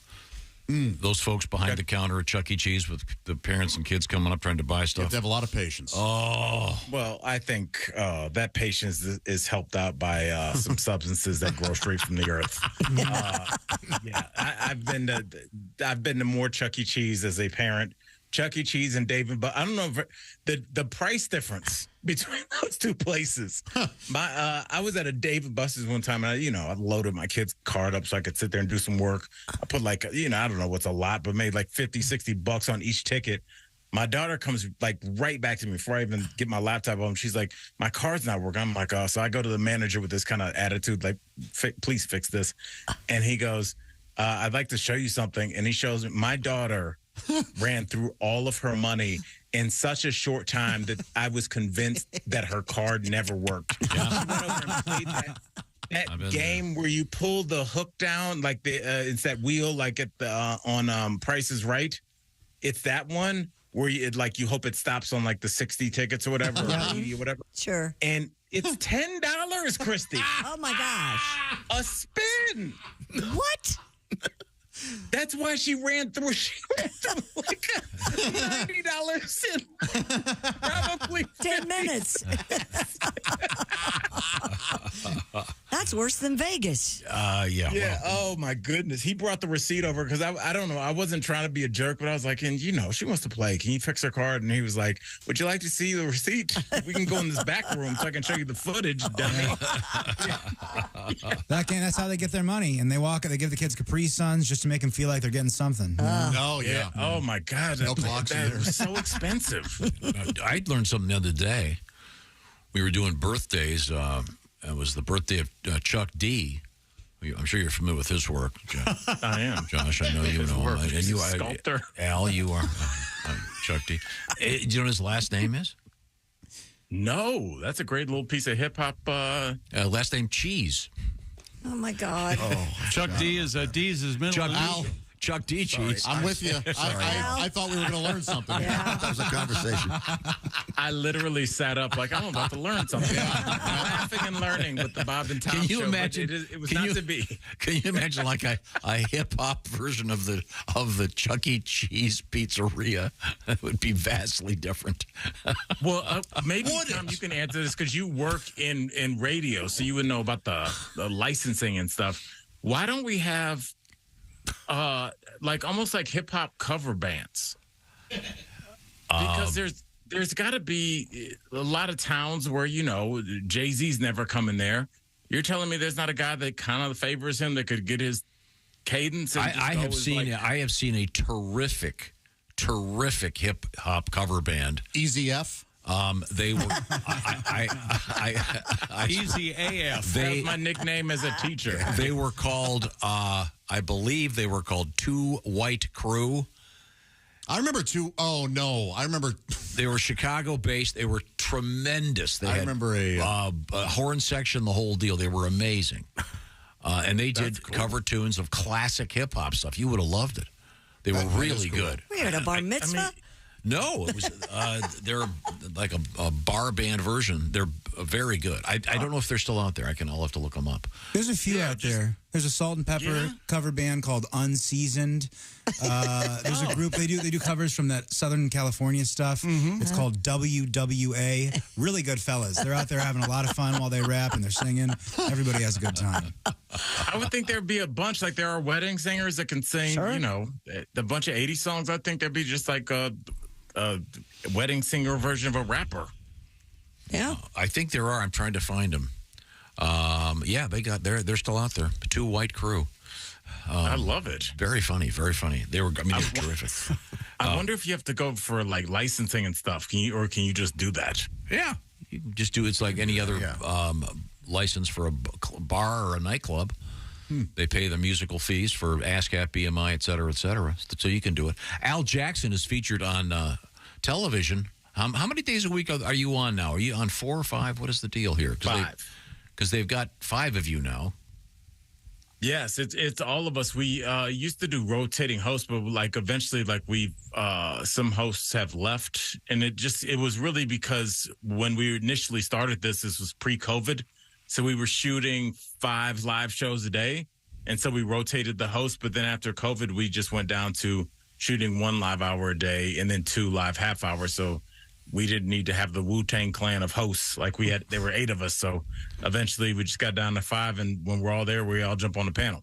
Well, it's a good show, and you're featured on it. But on this show, you do something else, which is educate me into the world of street lingo. Oh, we still do that feature? It's happening. I feel like it keeps getting. I feel like a lot of people in that room feel it too. Deeper into the show. Yeah, we definitely don't have a Wu-Tang clan of hosts, but we do have one old dirty bastard. Oh, you thank you. I appreciate that. What do we got, Al? All right, Tom, I want to make sure that we get this in because I think this week, and this might be this is not hyperbole. I will say this might be my favorite word that I've heard in terms of usability for young and older folks that was made up by my executive producer's son and his friends. Oh, all right. And that word is mish. Mish. M-I-S-H. I swear I'm going to start using this. Is it the first half of mishmash? No, but it's the first half of something, so you're on the right track. Oh, Michigan? Michigan. How often are you using abbreviations for Michigan? Oh, man, I'm going to go. If you knew how often he talked about Michigan, you wouldn't ask. I'm going to go to Legs Inn and Cross Village Mish.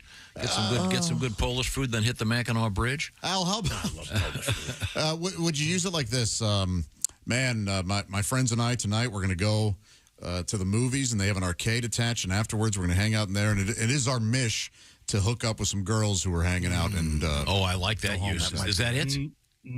Okay, this is weird because you're subbing it in for the right word, but you're using it wrong. Okay, but you're in the room. All right, the lights are off, but you're in the right room. You're feeling around. What was that? I think that was a person. What about like somebody recommended these great steak fries? They're 11 minutes out of my way, but I'm going to go on a mish. Check these things out. There it is. Oh, like a mission. Okay. Yes. So it's more like something you don't feel like doing. So it's almost a bad thing where it's like, I got to go pick Josh up, and then I have to double back, and then we got to get Willie, and then Chris. It's such a mish. I like that it has sort of a negative connotation. Yeah, it's really kind of a negative thing. It's just such a pain to do. But I really like that word. It sounds like it sort of sounds like it has Yiddish origins. You know what I'm saying? Yeah, it does. You can see someone going, we got to go get the bagels. And no, it's a mish. I don't know who that was. I don't know if that was crazy. Honestly, that's everybody I grew up close. with, Dad. And my co-host Tori speaks Yiddish, so it's like I hear those words a lot, and it's I'm schwitzing. Isn't Mishigoth or Mishigas? What is it? Mishigoth? Isn't that a Yiddish word or something? For all I know, it means mother. I just don't think I got quite many. And isn't sitch a word too, like situation? Mm-hmm. What's the sitch? Yeah. Yeah, definitely. Okay. I can dig it. I kind of like now. I never thought as a black man I would do it, but I actually use I'll use the phrase obvi sometimes when I'm texting. Really? Oh, like obvious? Yeah. I'll say obvs. Really? Obs. Yeah. OBVS. You cannot believe we're men. No, use it in the context of a conversation for me. I don't understand. Josh, what is that? A black shirt you're wearing? Obs.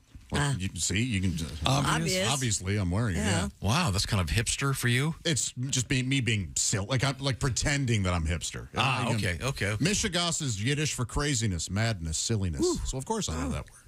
Well, this is just a bunch of Mishigas. Well, I thought it was Michigan. Glad it's not that other word. Is it Michigan? Michigan would be something else. I think maybe we should move on.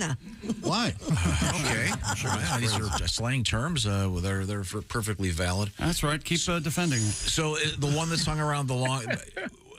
What do you think from the hip hop era has hung around the longest? Real quick, I'm sorry, I have to answer this. Okay. Meshuggah is the person who commits Mishigas. Oh. Wow. Isn't that something? Thank you very much for the clarification. I took Yiddish in college. Is that right? Now, what word is hung around the most, do you think? Dope is up there, and I would say live. I would say live. I would say diss. I think that might even be a better. That might be. Well, you can go back to 80s songs and hear it's all the way live, 1988, and you can hear people saying now oh, dude, we went to this it was so live. Like Jay-Z came out of nowhere. But this is I would say early 90s on through now. But yes, absolutely. But you diss somebody. We're ignoring cool because that goes back to the 50s. That's way. That's what I said from the hip hop era. I think I would think this might be one. Well, it sounds like an assignment. So sorry. That's a real cool mish. is the original slang word. Like that was ground zero for slang words. Yeah, okay. Well, Al, what's coming up? You have any live shows coming up, Al? Yes, I will be in Fort Collins, Colorado, August 10th. I'll be at the Comedy Bar in Chicago, November 10th and 11th. And I will be doing New Year's in Nebraska, in Grand Platte, Nebraska. I hope I'm saying that right. Am I? Yes. No? Okay, yeah, you got it. That up. Yes. Okay. And my first episode of 23andG is up and available on my YouTube, and the podcast is available. I'll send that out in the tweet. All right. Thank you. Thank you very much, Al. You mean you'll send it out in an X? That's right. Oh, jeez. I keep going, why did you do that? Yeah. This is what you all get for still being on it. For still being on social media as a grown man, this is what you get. Okay. Josh, I hate it. I hate it. Yeah, me too. I hate it. So annoying. And by the way, Chuck D's name is Carlton Douglas Ridenauer. Okay. Well, it's not Chuck D. Cheese. No. There's still hope. And we're right back to the Love you, Al. Thanks, Al. You guys. You're the best. I want to ask a quick question of I'm gonna start with Josh right now. Josh, if the three bears had sleep number beds, would that change the story much? It would. Why is that? Because the sleep number bed is adjustable on both sides, so everybody will be happy when they sleep in it. So it's always just right. So it's always going to be just right. Okay, I just yes. said that. So It's I amazing. didn't answer correctly.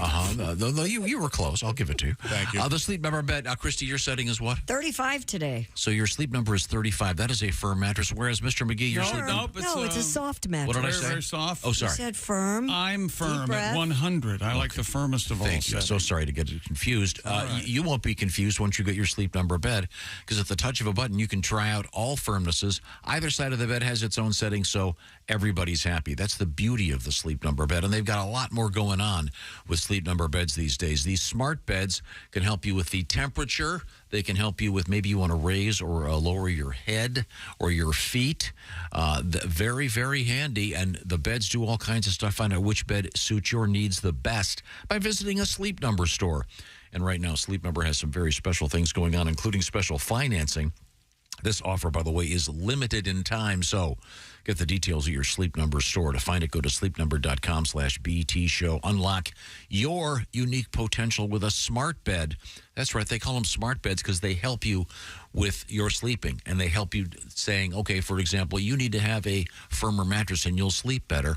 It'll be registering that and explaining it to you in the form of perhaps a written communication. That's how smart these beds are. Sleepnumber.com/BT show. Coming up in the news, Christy Lee.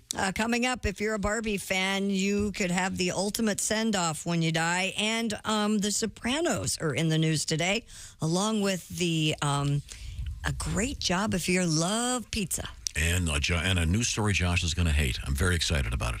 This is the Bob and Tom Show. Thanks for listening to the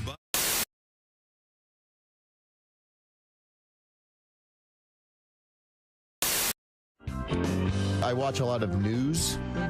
By the way, my favorite news channel is CNN Headline News. Is it? Because there's no segue between stories. They go from polar opposite A to B with nothing in between. Yeah. And that's what the future looks like with a nuclear North Korea. Coming up next, a boy in Pittsburgh collects nickels. It's like the news for people with ADD. We're all gonna die. Hey, a horsey. Squirrel. I'm gonna. But these are some news stories that I noticed over the past several weeks. Could I share some? Sure. A woman in England pled guilty to disturbing the peace with her noisy lovemaking. Yeah. Well, she said guilty, but you could totally tell she was faking it. Sure. A company in Ireland created the world's first ever green technology vibrator that's powered by winding it up. Which means basically it's a Jack in the Box.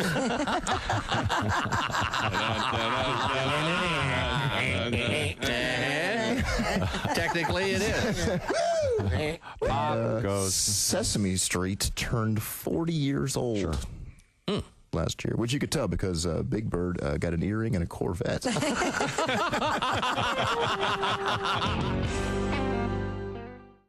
Girl, the food was great. The company even better. Why sit here all night long going on about the weather? I know it's our first date and good girls gotta wait, but I just turned 83 and you said you're 78.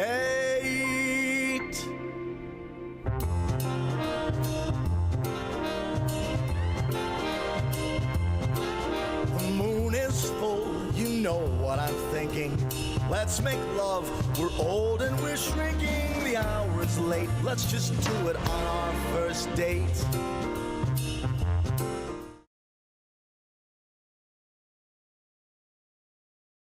It is a nice neighborhood, but we're on the backside of the South Pasadena, so we're close. So although it's nice, the crime starts just to the other side of us, and we had some police activity in our neighborhood not too long ago. I see. And obviously, a little scary. I'm supposed to be the defender of the home. Currently, with a vitamin D deficiency, it does take a little bit of the edge off your confidence. Yeah. Well, if someone breaks in your house, when your first concern is not the burglar, but did he leave the front door open so a strong wind could snap you like peanut brittle?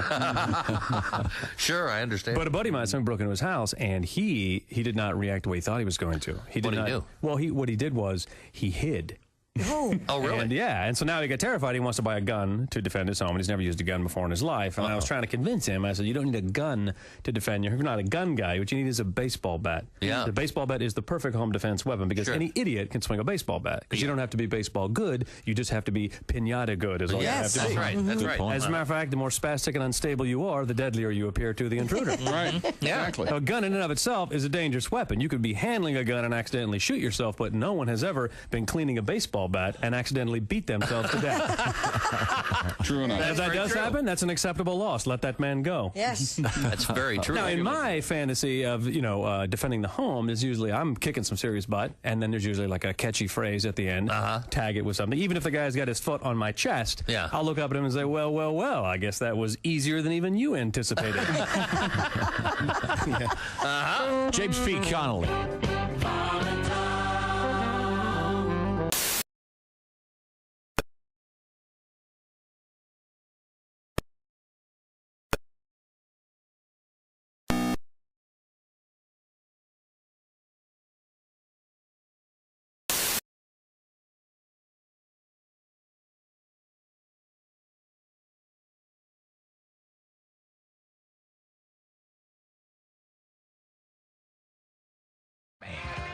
He's one of the best. If he get his feet set, hey, look out. And then also, he's having a good game. He had a good first game. Contradictory thoughts in the same sentence? Like magic. Kevin stumbled because his leg gave out on him in a sense. And so it's not 100% that leg, but he's doing, he's playing really well. He's not like he's favoring it at all. Magic. Dan Marley is continually to help offer Byron Scott. To get Magic Johnson sportscasting my way, call 1-800. Oh, get it out of here. Bob and Tom, 24/7. Comedy via your computer. Bob and Tom 24/7. This is Bob and Tom, 24/7. Say hello and goodbye to Louie quickly. Hi, Louie. Hi, Louie. Louie Katz is here with us. Louie, you look like a 20-year-old Woody Allen. But I don't know anything about you except that you are actually from Los Angeles, California, born and raised. Yeah. That's very unusual. Yeah, rare, very rare. But that's for comedians. I mean, most of them move there. But. Yeah, everyone moves there, but I'm actually from there. Okay. Are you married or single? Or? Oh no, I'm single. A lot of my friends are starting to get married though, which is kind of weird. Okay. Rest of us use condoms, but some of us are starting to get married. It's tough for me though because I'm supposed to be happy for them. They're getting married, but I'm just not happy at all for them. It just seems kind of pathetic to me. I mean, these are they're grown men, but all of a sudden they get married. They have to start asking for permission before they do stuff. They're always apologizing for things. It seems like they don't even know what for. Just stuck on repeat. Just sorry. And as soon as they get married, they all get these big old guts on them. I mean, that's not from drinking beer. That's from swallowing pride.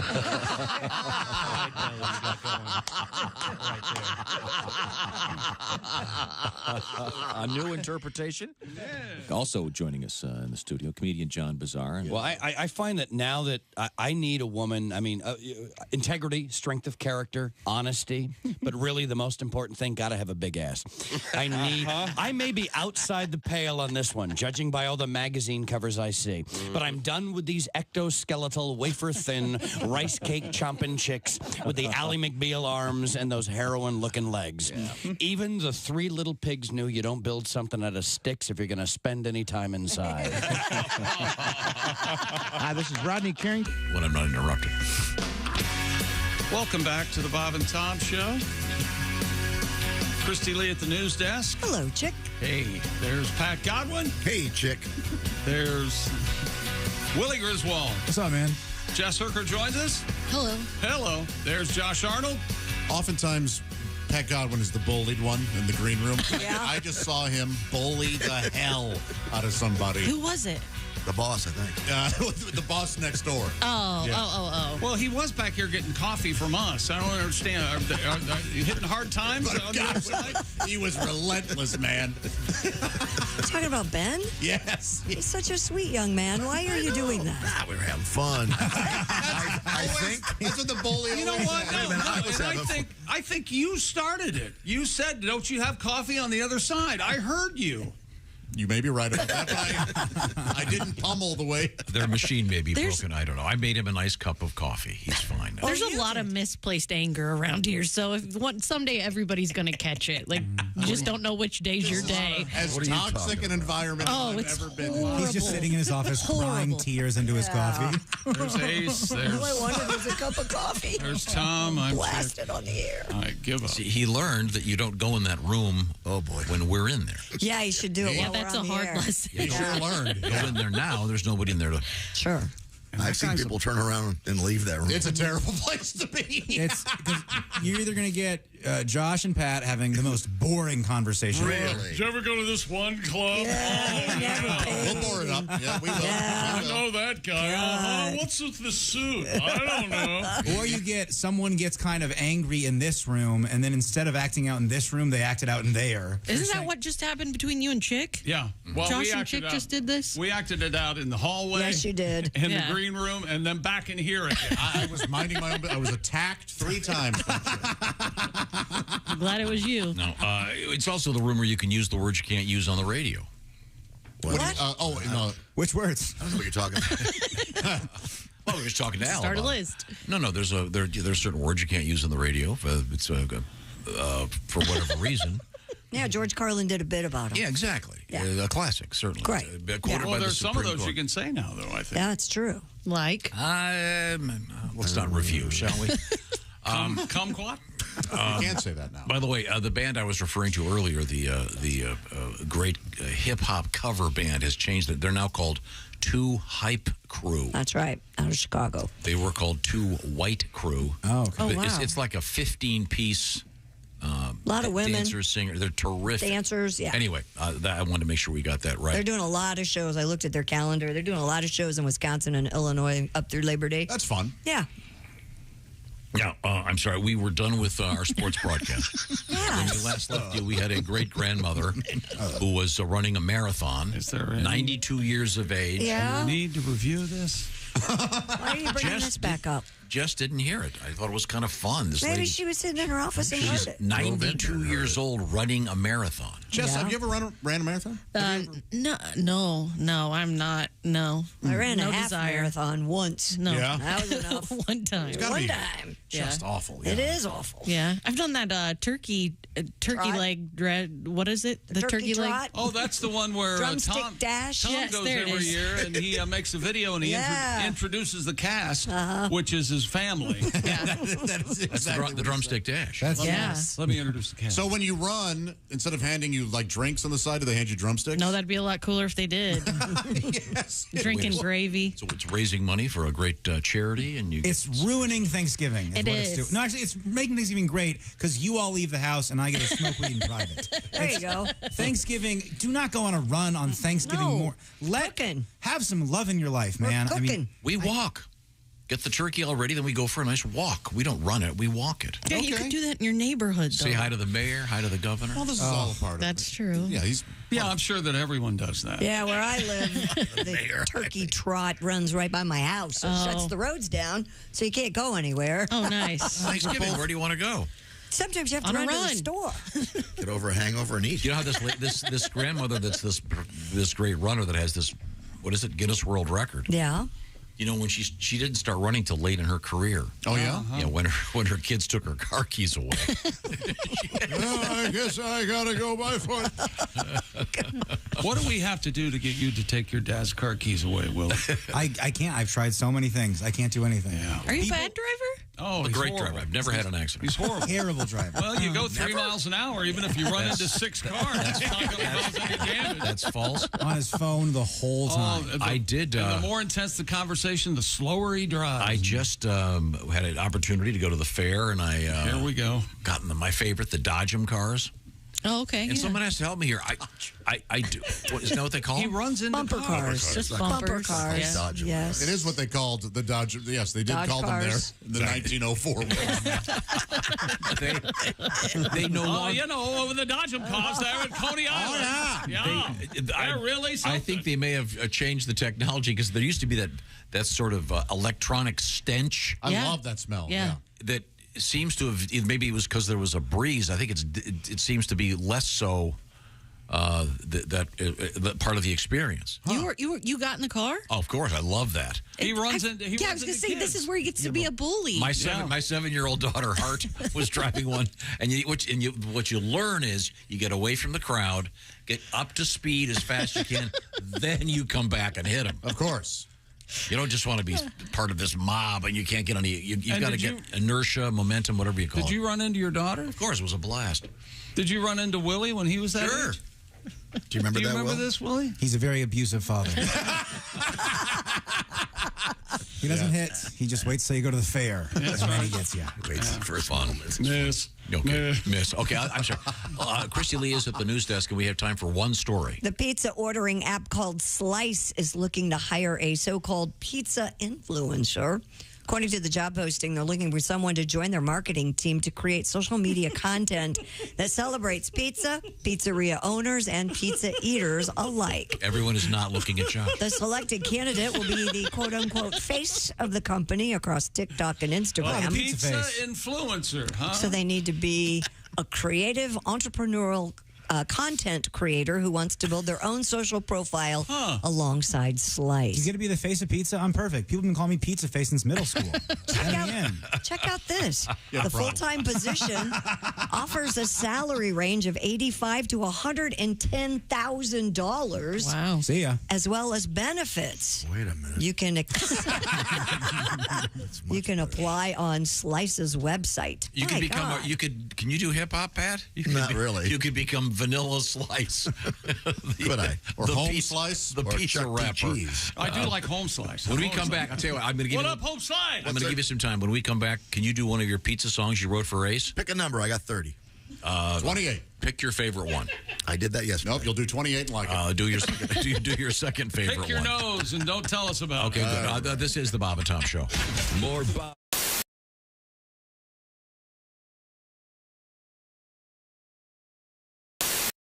Hi, everybody. We're at the Indiana State Fair at the Dairy Bar, my favorite stop, my first stop here today because we had to get some delicious shakes. While I was waiting for Josh to get here, I noticed that I probably am skewing the median age. On an off day at the fair in the middle of the week, it's either 80 or 5. Yeah. Either way, there are a lot of strollers.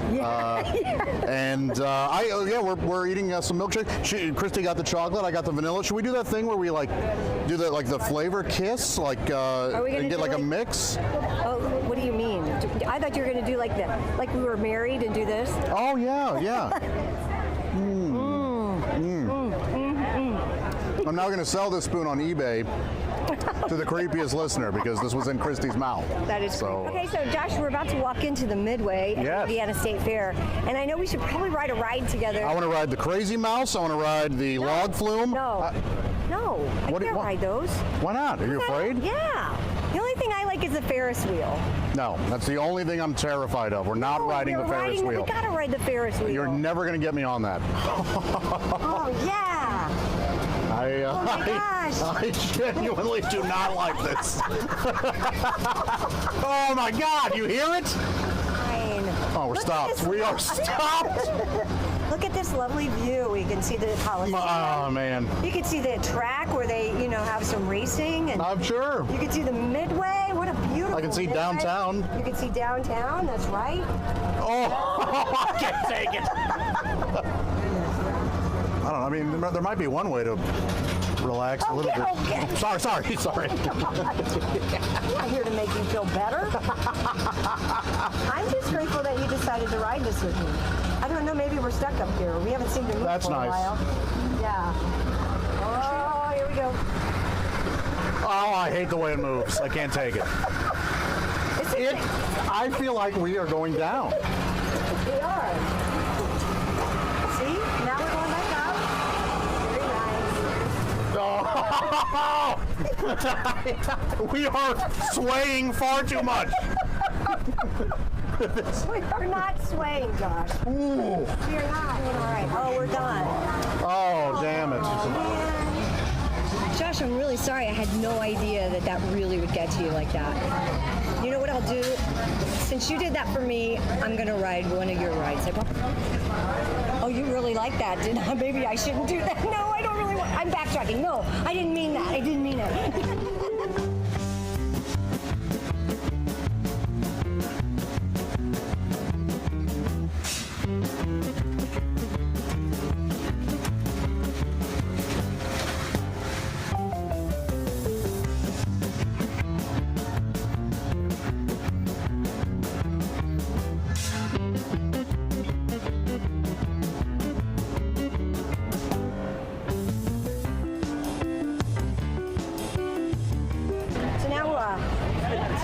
been here before, Josh. We're on the shuttle. Yeah. This is the, powered by a tractor.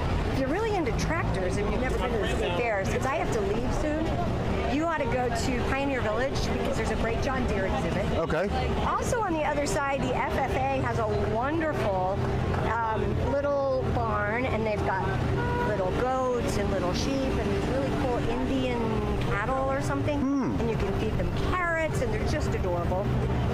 There's also the Department of Natural Resources. You can see some pretty interesting things. Oh, I'm going to see all of it. And don't forget, you've got all these wonderful food vendors that we haven't even hit on. I mean, what do we get? Pork chop? I'm not too worried about that. I think I'm going to stick with. Stick with most of the just we pretty much ate a lot. Yeah, I'm going to stick with the things I can see.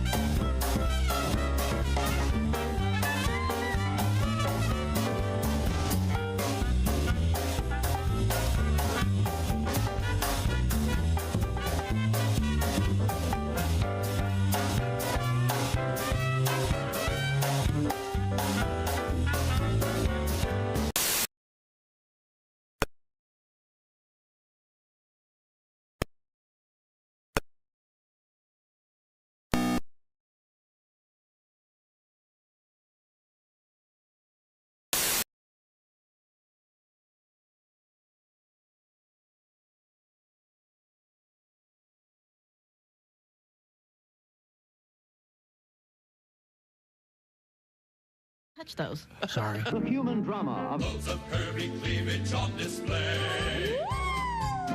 This is The Bob and Tom Show. No shoes, no shirt, no talent. I got thrown out of J.C. Penney the other day. Really? Yeah, fondling up the mannequins. You believe that? And that ain't my fault. Have you seen the mannequins in there? Uh-huh. And they taunt you, too. They got the little short skirt on, arm up, kind of waving you over. You know what I mean? Shoot. I tell you what, if you ask me, the little whore was asking for it. Are the stars out tonight? I don't care if it's cloudy or bright, 'cause I'm blind. Jeez. You're listening to Bob and Tom Radio.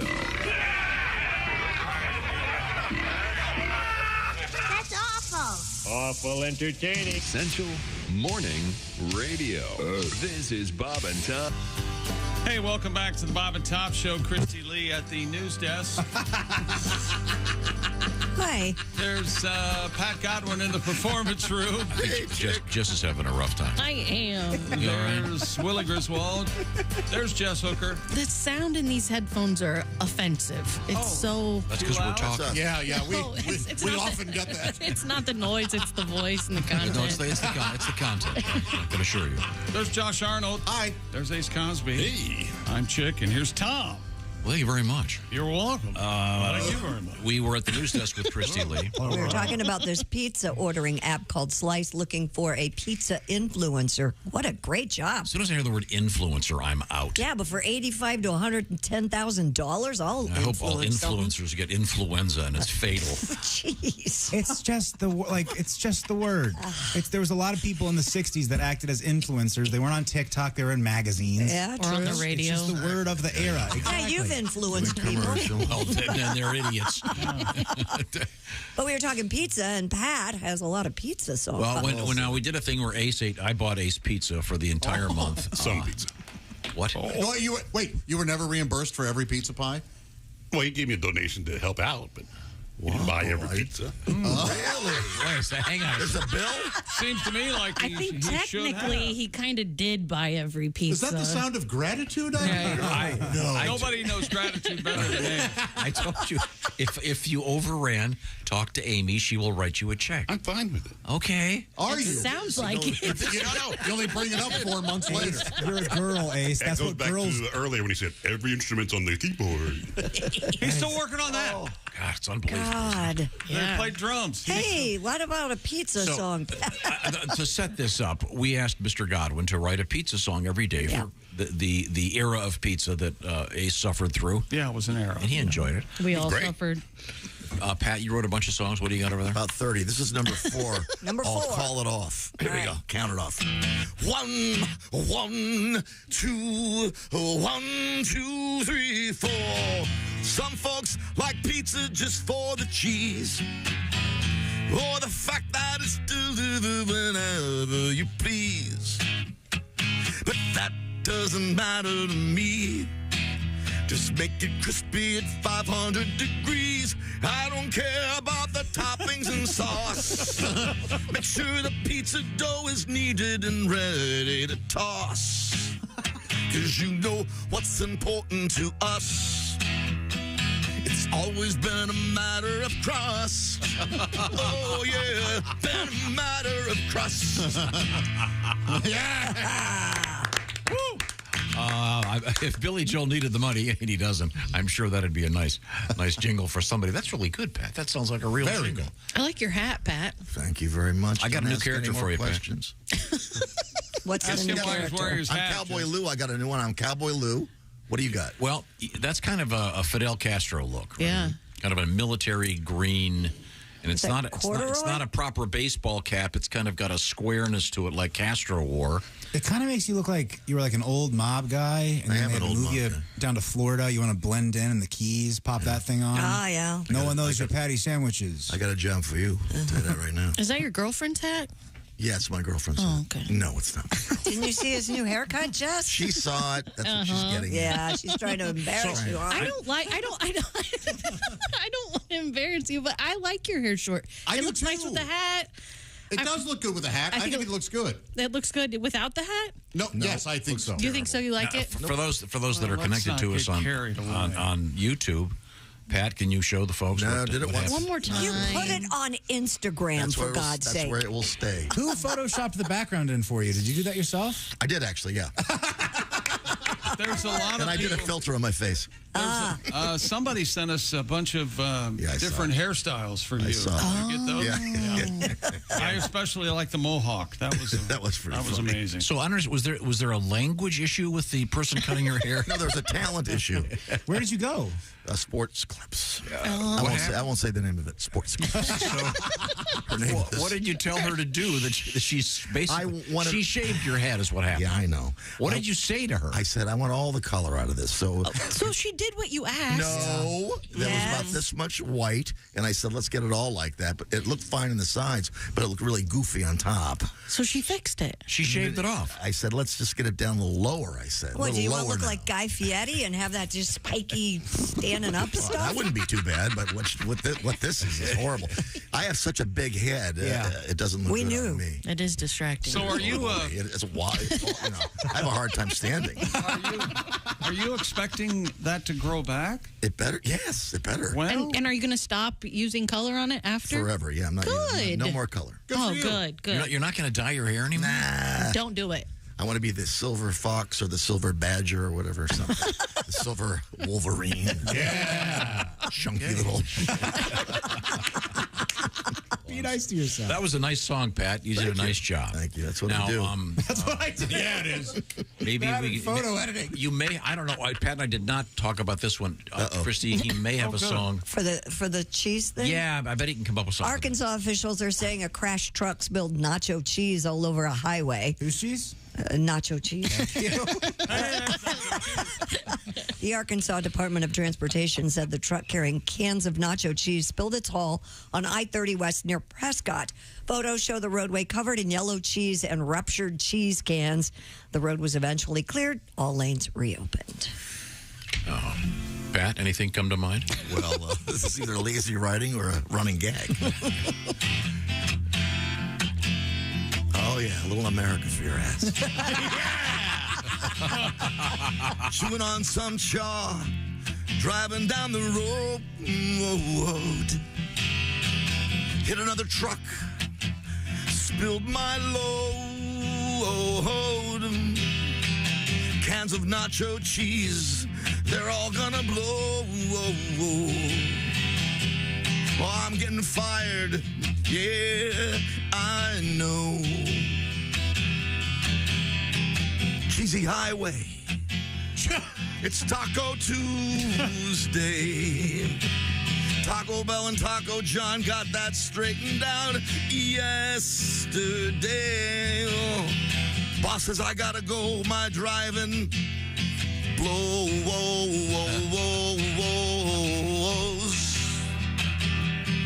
Now the cheese is cooking in the heat. Cops getting it stuck on their feet. If only we had some ground beef, we'd make nacho grandes in the street. Oh, in the street. Yeah, everybody's laughing now. Ooh, cheesy, cheesy, goo. Come on, everybody. No. Cheesy, cheesy, goo.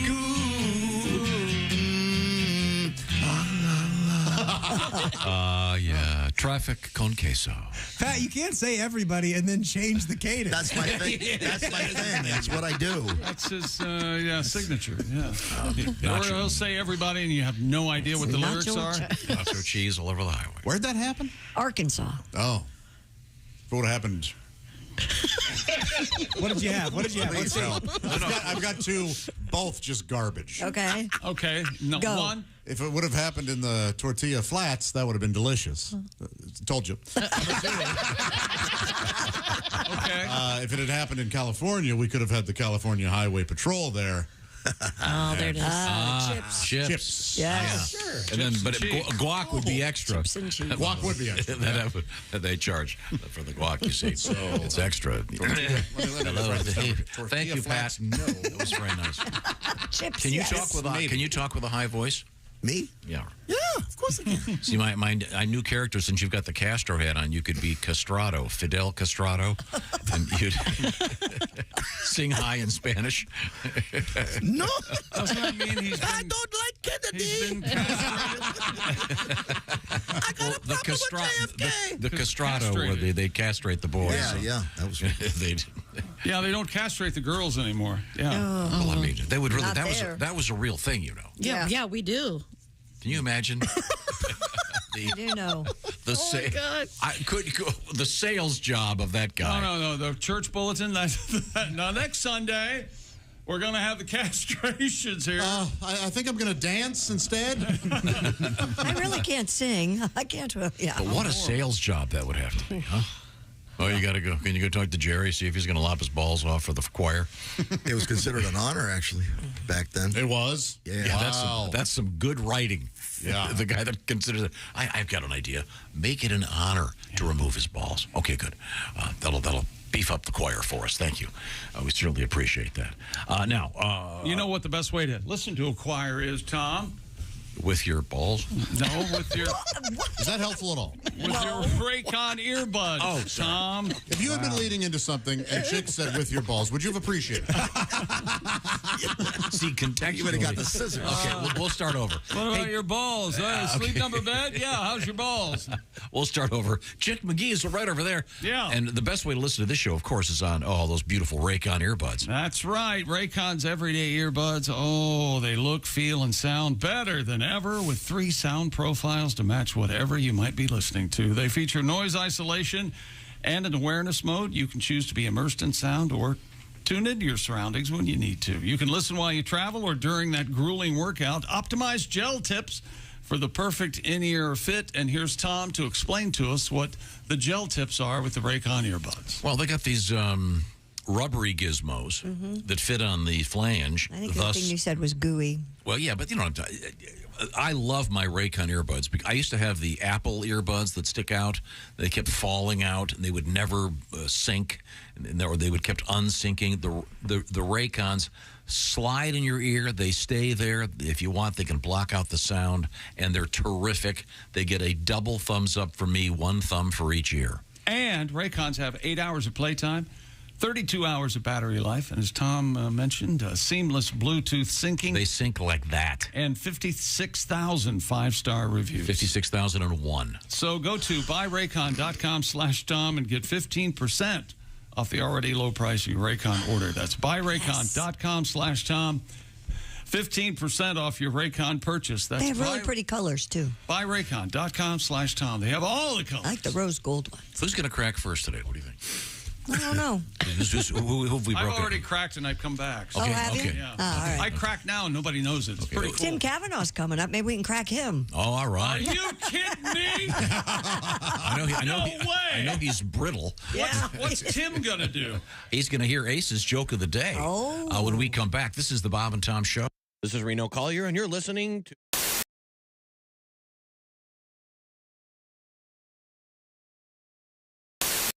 Couldn't tell you if it's recently because the doesn't work. Cable's out. Okay, I got to pay the bill. Yeah, that's right. Okay. What's the phrase about it? Well, yeah, sometimes there's more month than money. There's more month. There's more month than money. I tell you what, because 25th come around, we damn near started that. No, I forget. I know these are. Man, we've been there though. These are the Dickey twins. Your name right? Yeah, it is. And you're what are you, Rod Dickey, and he's what is it? I'm Dick Dickey. That's Ricky Dickey. Ricky Dickey and Rod Dickey. How you doing? No, it's Ricky not Dickey Dickey. No, Ricky Dickey and Dickey Dickey. Yeah, I see. The Dickey brothers. Where'd you get Rod? No, the Dickey twins. Our great Uncle James wrote Deliverance. Did he? Oh, James Dickey. That's right. Finally. I kept telling him, no, you need more sodomy. Yeah, more bunghole. Christy. You told me I couldn't say that. You can't. Josh is on fire today. I'm the intellectual in the family, and he's a little bit more earthy. Okay. We'll get back to Health officials in Canada. I can tell you how old you are just by smelling your fingers. It's true. Try him. Tell him. Try him. You're 35. He's usually right within 5 or 6 years. You know something? True. Josh, and honest to God, it would be worth to dress you up. What about me? I want to be dressed up. Get a booth at the state fair. Yeah. Dress you up like Ricky Dickey. Right. Get a booth at the state fair with a straight face. Have a sign up there. I can guess your age by smelling your fingers. and see how many people would come up and go, well, this guy can't do it. And yes. God, Well, what happens when he's wrong? Wouldn't they be mad? I ain't never. Who cares? Take his money? As Josh puts it, you're just doing it for the viral video. Are you going to take money from these people, or you're just doing it for free? You say if we can't if we can't do it, we'll give you $3 or something. Okay. The thing about the Dickey brothers, they always have their trapper hats on. Yeah, that's right. Yeah, overalls, and they're pretty educated. They're not, Now you wear the overalls with no underwear and no undershirt, right? Little side boob.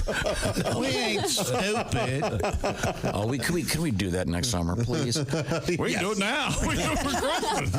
I got my trapper hat right here. He got me a trapper hat for my birthday. Are you going to model that for the camera? I put it up on mine. I still remember when you squirted out of Mama. Oh, jeez. I thought you guys were twins. He's 5. Yeah, I remember it. I was first 5 minutes older. A doctor lifted me up, spanked me, turned me around so I could watch old Dick come out. Yeah. I heard you almost dropped your dip. That's right. Jaw fell right to the floor. That's right. What a man he is. He dipped right out of his snatcher.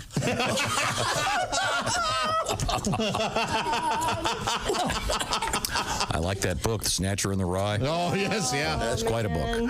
Yeah, I'm sorry. Christy, where were we here? Health officials in Canada. What do you think this add to it? Could we take a picture of you in that? Because you're. It's on Chick's Instagram. Josh, you need a green. Chick McGee, if you want to go on that Instagram. That is one stupid looking hat. Oh, dude, trapper hats are the best. It's so warm. You need a green one. I can't wait for it to get really cold. I've got a couple. Do you? Yeah, I love them. Got this snap on the bottom. They really keep your face warm. They're amazing. Does the front come down? The wind chill. Yes, it does. Well, you won't have to worry about getting a venereal disease because those are vagina repellent. Wait a minute, I can't hear you. What? There you go. Even better. You tell me if this looks stupid. What's the big flap with the fur in the front for you? Are you supposed to pull it down, but then you can't see? That's what I said. It doesn't pull down. That's just there for fashion, Tom. Okay, because that does look good. So you take this off there and it cuts You the line slaughtered all some over. poor animal for that stupid thing? Oh, yeah. That's, right there, that's a vole. And then the chinchilla's in the back. Right, Hey. That's right.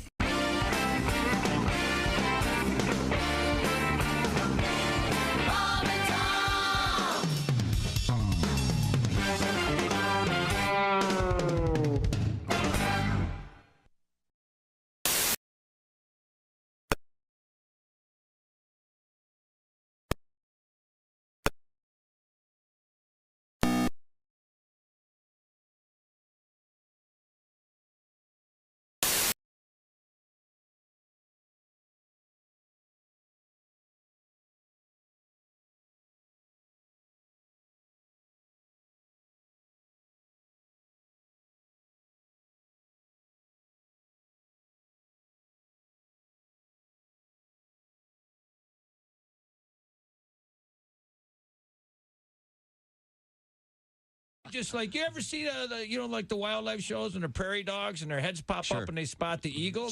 That's us at night when that light came on. All our heads came up and there he was. And we're like, we go right back down real fast. And the thing was, once you know he's there, then you're afraid to look. Right. And then all of a sudden the light would be off. But we'd all be thinking, I think he's still in here. So nobody. I mean, and you didn't even sleep. It just when the sun came up. Oh. And then when we said maybe he's dead, we were just like, oh, I hope he's dead. And then we can relax. And then... You know you're too high when you're eating cereal naked and your girlfriend tells you to put some clothes on. You realize it's not your girlfriend. It's just a woman on a bus. That's how you know you're too high. Hey, this is Henry Phillips, and you're listening to Bob and Tom Radio. Welcome back to the Bob and Tom Show. Something he's yelled at me for eating peanuts. Now he's cashews. Peanuts. Oh. Are you eating them now? They're too salty. Yeah, I gotta. Okay. I need someone to rinse my cashews. My lips. If you are saying they're too salty, that is something. Yeah. Well, it was the bottom of the bag. Christy Lee at the news desk. Hey. Pat Godwin over there in the performance room. Very funny, chick. I got your text. Yeah. MRI is incredibly dangerous. Yeah. What? Brand new study. Yeah. Just out. Unbelievable. What is it? How many people die in the MRI machine? 7 out of 10. Okay. You're going to get stuck. Yeah, and then your chest, you can't breathe. I might. Can't move your Worst thing you can do is worry about it. Yeah. They have to knock me out, I think. There you go. You need to get the full knockout, full anesthesia. They'll give you a Valium. You'll be all right. Yeah, 1 Valium. I need 10. Ask for these. Now, wait a minute. Your resistance has gone back. Ask for the suppository. There's Willie. Oh, yeah, they do have Pat, that. you'll be fine. You only get stuck in MRIs if you have a big head. Oh my God. They're going to see me and go, whoa. There's Jess Hooker. Hi. There's Ace Cosby. Hey. Did I say hey, Josh Arnold? Hey, man. I'm Chick McGee, and here's Tom Griswold. Thank you very much. You're welcome. We are fixing to hook up with. There he is. Hey. The man that Edgar Winter saw and said, wow, that guy's white. Be nice. You are a white man. Looks great. I am. Zowie. White man? It's comedian Tim Cavanagh joining us. And Tim, glad to see you. You're looking good. Your shirt matches your lips. I appreciate that. That's Just like we called Jess. each I'm not other. dressed up today. Oh, what are you wearing there? The old... Fantastic. Whose shirt is that? It says fantastic and it's a picture of a guy. You know what? I have no idea who that man Buster is. Keaton, I think, maybe. If anyone knows who this guy is, if you could No, that's not Buster get in touch Keaton. with me and let me know. Because I've been wearing his T-shirt for a couple of days now. Okay. Maybe I should wash it. But, I do a lot of shows, and sometimes you get, like, groups that are celebrating somebody, and they'll make up a T-shirt for them, and I have no idea... because I get drunk at a lot of these parties. Oh, sure. No idea who that guy is. But apparently he says, fantastic. Uh-huh. Yeah. Well, you look great, Tim. It's great to see you again. Good man. And I thought that perhaps we could be doing a little bit of a birthday celebration. And that's kind of you've kind of become the birthday guy. You're kind of like the Willard Scott of those below 100. Well, thank you. Well, I may have somebody over 100 in today's. Well, you recently In fact, had a birthday. I Happy do, birthday because- to you. Sorry. I was going to say happy birthday to you. You had a big birthday thank celebration. you very much. You know what? It was my birthday recently. Yes. But I am not in the script here. Oh. Because I don't consider myself a celebrity. And neither are you, frankly. So the theme thus is celebrity birthdays. Okay. I have the proper introductory music here, Tim. Hey, everybody. It's time once again for Tim Cavanagh's Cavalcade of Celebrity Birthdays. I'm comedian Tim Cavanagh. Turning 55 this month is film star Naomi Watts. She is a brilliant actress, in spite of the fact that her parents were not bright. In fact, they were like 2 watts. 2 watts. Los Angeles Angels star Mike Trout is turning 31, outliving most Trout by a whopping 22 years. Actor Sam Neill celebrates birthday number 75 this month. I was thinking if Neil Patrick Harris married Sam Neill, he'd be Neil Patrick Neil, which sounds, I don't know, dirty. This sounds like Neil Patrick's honeymoon. Yeah, I think Mr. Harris has heard A little bit like that. NBC meteorologist, NBC meteorologist Al Roker is 69 at the airport, 69 downtown, and 69 in the outlying areas. My annual favorite. I know. I was thinking of not doing it, but I thought I should. All right, here's a new one. San Diego Padre pitcher Yu Darvish turns 36 this month. The right-handed ace has an unusual lineage. His mother is Japanese and his father is Iranian. I wrote a song especially for him. Oh. Happy birthday to you. Happy birthday to you. You is having a birthday, which sounds grammatically incorrect, but it isn't. Happy birthday to you. Now, this is one of of Chick McGee's favorite people. You, Darvish. Do you want to explain why? When he's pitching, I say, "You, Darvish." Me, Chick. Now, how does he spell his first name? Why you? Why you? Why you ask? See what I did there? I was just like, Chick. Because do you remember the guy that used to run the UN, Thant? Yeah. Spelled it. He was just ooh. He spelled his first name just letter U. He retired. I know. He retired from the United what's Nations. he doing now? Well, he started a very successful transport company, U-Haul. You've probably seen their trucks around. Tim, please. His middle name was Ulysses. Not a lot of people know that. So he was actually a W.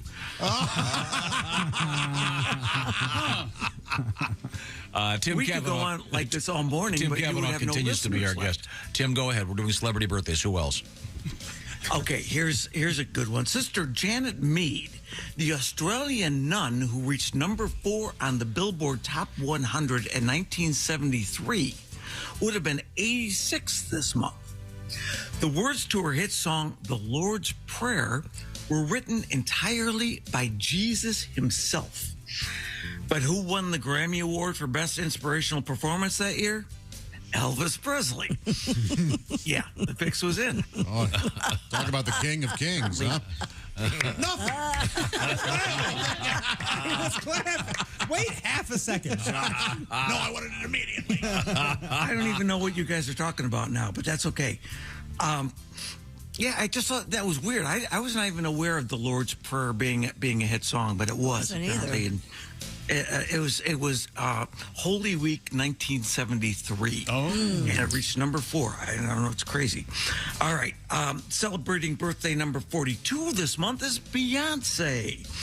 Her exact name, Beyonce, is actually a Spanish bingo word meaning B11.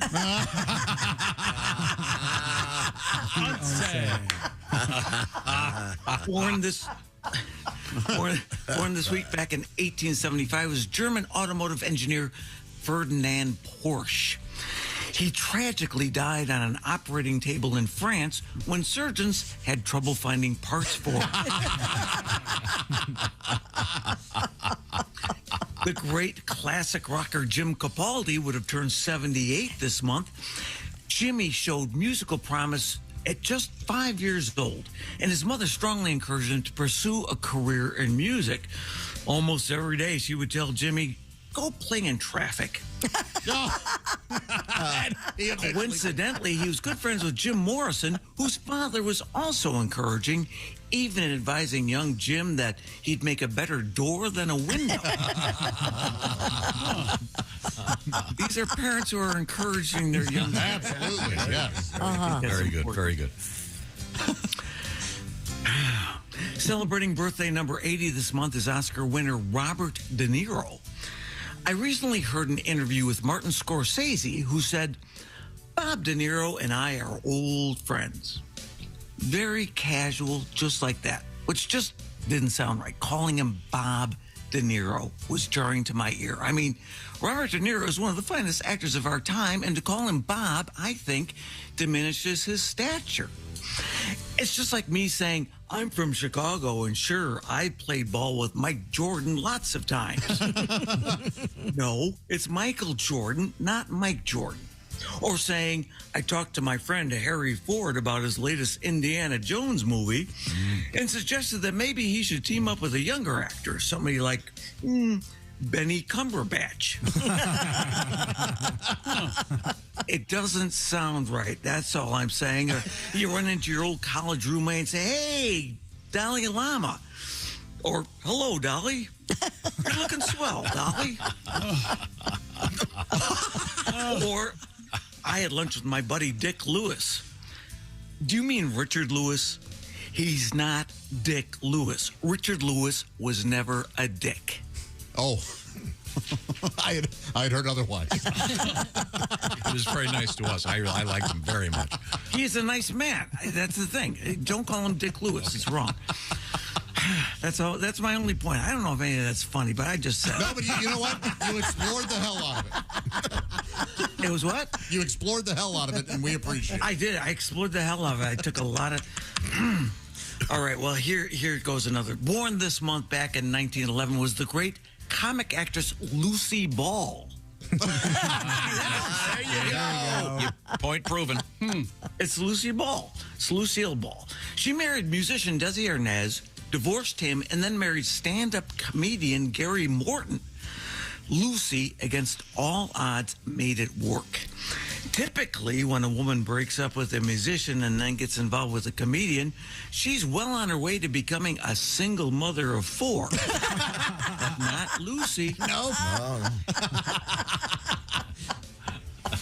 Okay, maybe that's a little too true. Maybe that's why people don't laugh. Yeah. Singer actress Demi Lovato is turning 31 this month. She's made no secret of the fact that she's been battling substance abuse problems. And that shouldn't be surprising given that she spent her first 3 years in show business on Barney, a show starring a giant purple dinosaur that never even coexisted with humans, according to scientists. I'd have taken a few drugs too if that had happened to me. So, rest easy, Demi Lovato. And Richard Lewis is not a dick. No, many times. Certainly is. This morning. Okay, let's get back to something funnier. Hey, Kathy Lee Gifford turned 70 this month. She got her start in show business as a singer. 10 years ago, I saw her sing the national anthem at a New York Mets game, and I'll tell you, it gave me chills. Oh. And nausea, a little vomiting. The ague. Actually. Sharing a birthday this month are Jennifer Lopez and Barry Bonds, which brings me to this month's celebrity birthday riddle. What's the difference between Barry Bonds' oversized head and J-Lo's oversized butt? What? When J-Lo gets roid rage, she can treat it with Preparation H.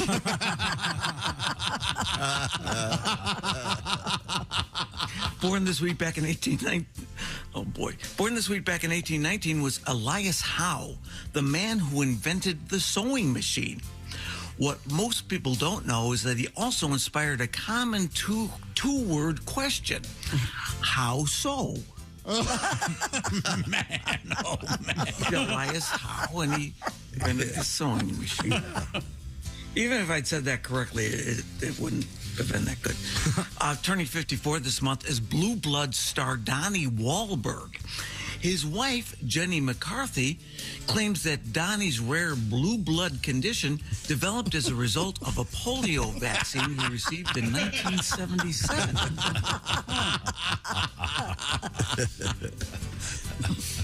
Okay, the front man for Dire Straits, Mark Knopfler, is 79 in this month. His great song, Money for Nothing and Chicks for Free, inspired a protest song about the plight of primates all over the world who are locked up in zoos, kept in cages for the enjoyment of children and families. The tragedy is that these beautiful animals receive no monetary compensation for the entertainment they provide. Their sad story is told in stirring lyrics sung by the haunting voice of Sarah McLachlan. Monkeys for nothing and chimps for free. You'd fling your feces too.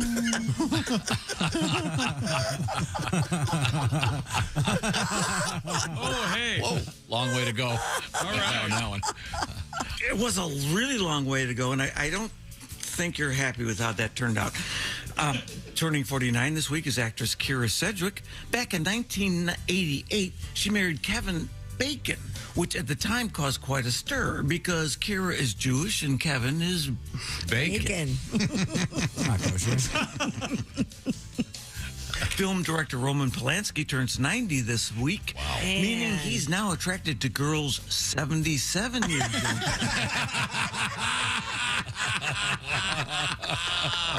Finally, I'd like to give a happy birthday shout out to Marlee Matlin.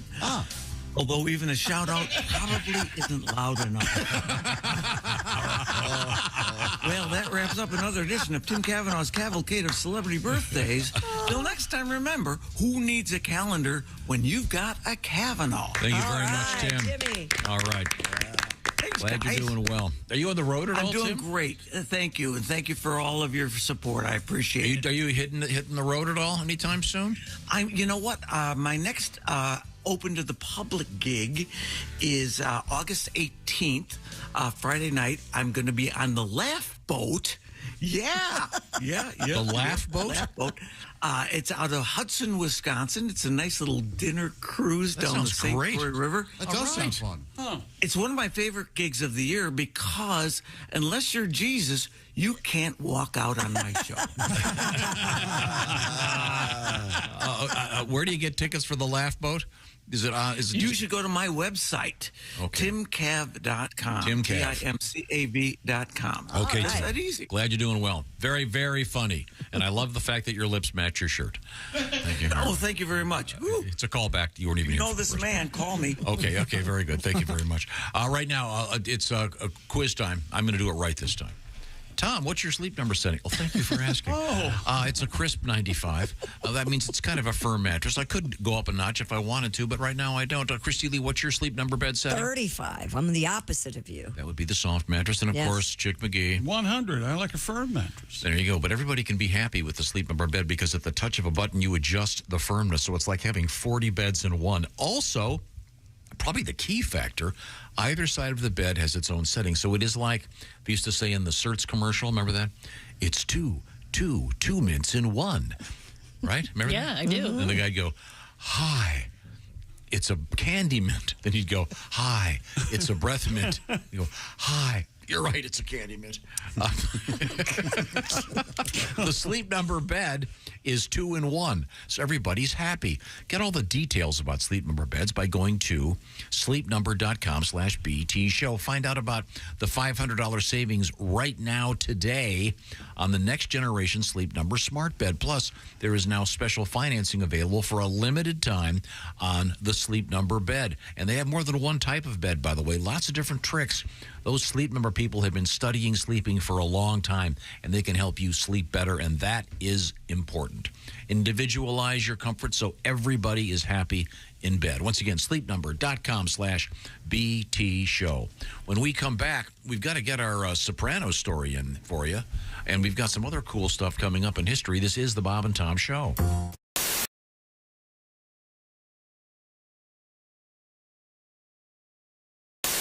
Hey, you dog owners, listen up. This is something for your big sweetie. Chew Works. Has your dog ever scarfed down one of those chew sticks without really chewing? Chew Works has a hold to chew, which will prevent choking and GI blockage. When dogs can't properly hold the chew stick between their paws anymore, they tend to just swallow it. Available in 3 sizes, mini, junior, and large. Extra large coming soon. Their whole purpose is to provide a safer and healthier way for your dogs to chew. Chewworks.com. What about the Blojovian guy? I think it was one of the Blojovians. Was this the Mad Armenians? Was this? Might have been Bluto Blojovian. and the Mad Armenians. Do we have everybody out there? I can't see. Do we need Chick? Okay. Do we need Chick? Yes, we do. For this next tune, we're going to need the Chickster. Oh. Yeah, there's a little vocalizing from everyone on this one. Oh, that's this one. Oh, this one, yeah. That song. Yeah. Okay. You all got to get out there. No, not everybody. We can sing from in here. And Ricky. And ready? And we're ready. Okay. Your pen out. Wait a minute. This is called.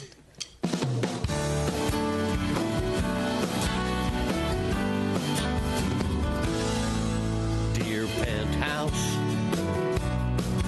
I'm a freshman at a small Midwestern university, and I never thought something like this could happen to me. When my teacher with the dynamite ass asked me to stay after class, and she started to undress, can't forget the statement she made: if you drop your pants, I'll raise your grade.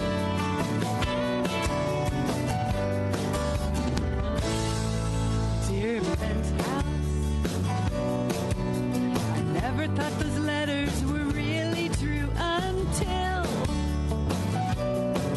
I was on a fishing trip and I met a girl named Jill.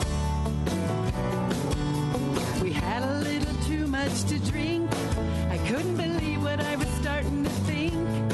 So we headed to her tent. Oh, yeah. There's nothing like eating out. Although the next morning my breath still smelled like trout. I've read every issue since 1974.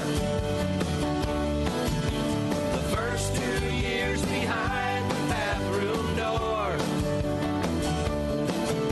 I poured through every penthouse I could find. Even though my mom said I'd go blind. Dear Penthouse, I'm a seaman first class at an overseas naval base.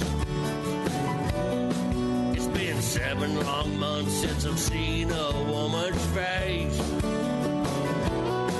When I saw your recent issue, I bought a box of Kleenex tissue and I locked the barracks door. Thanks to you, I've gotten a grip. Please excuse my jerky penmanship. Read every issue since 1974.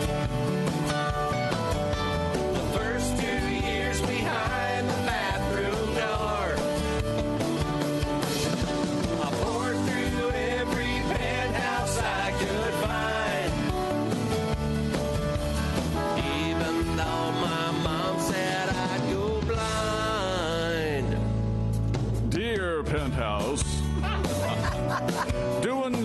sports on the radio has always been my job. I never wanted a man until I noticed Bob. His laugh fills me with desire. His bun set my loins on fire. And I dream about the day he says, "Chick, let's get undressed." Name and address withheld upon request.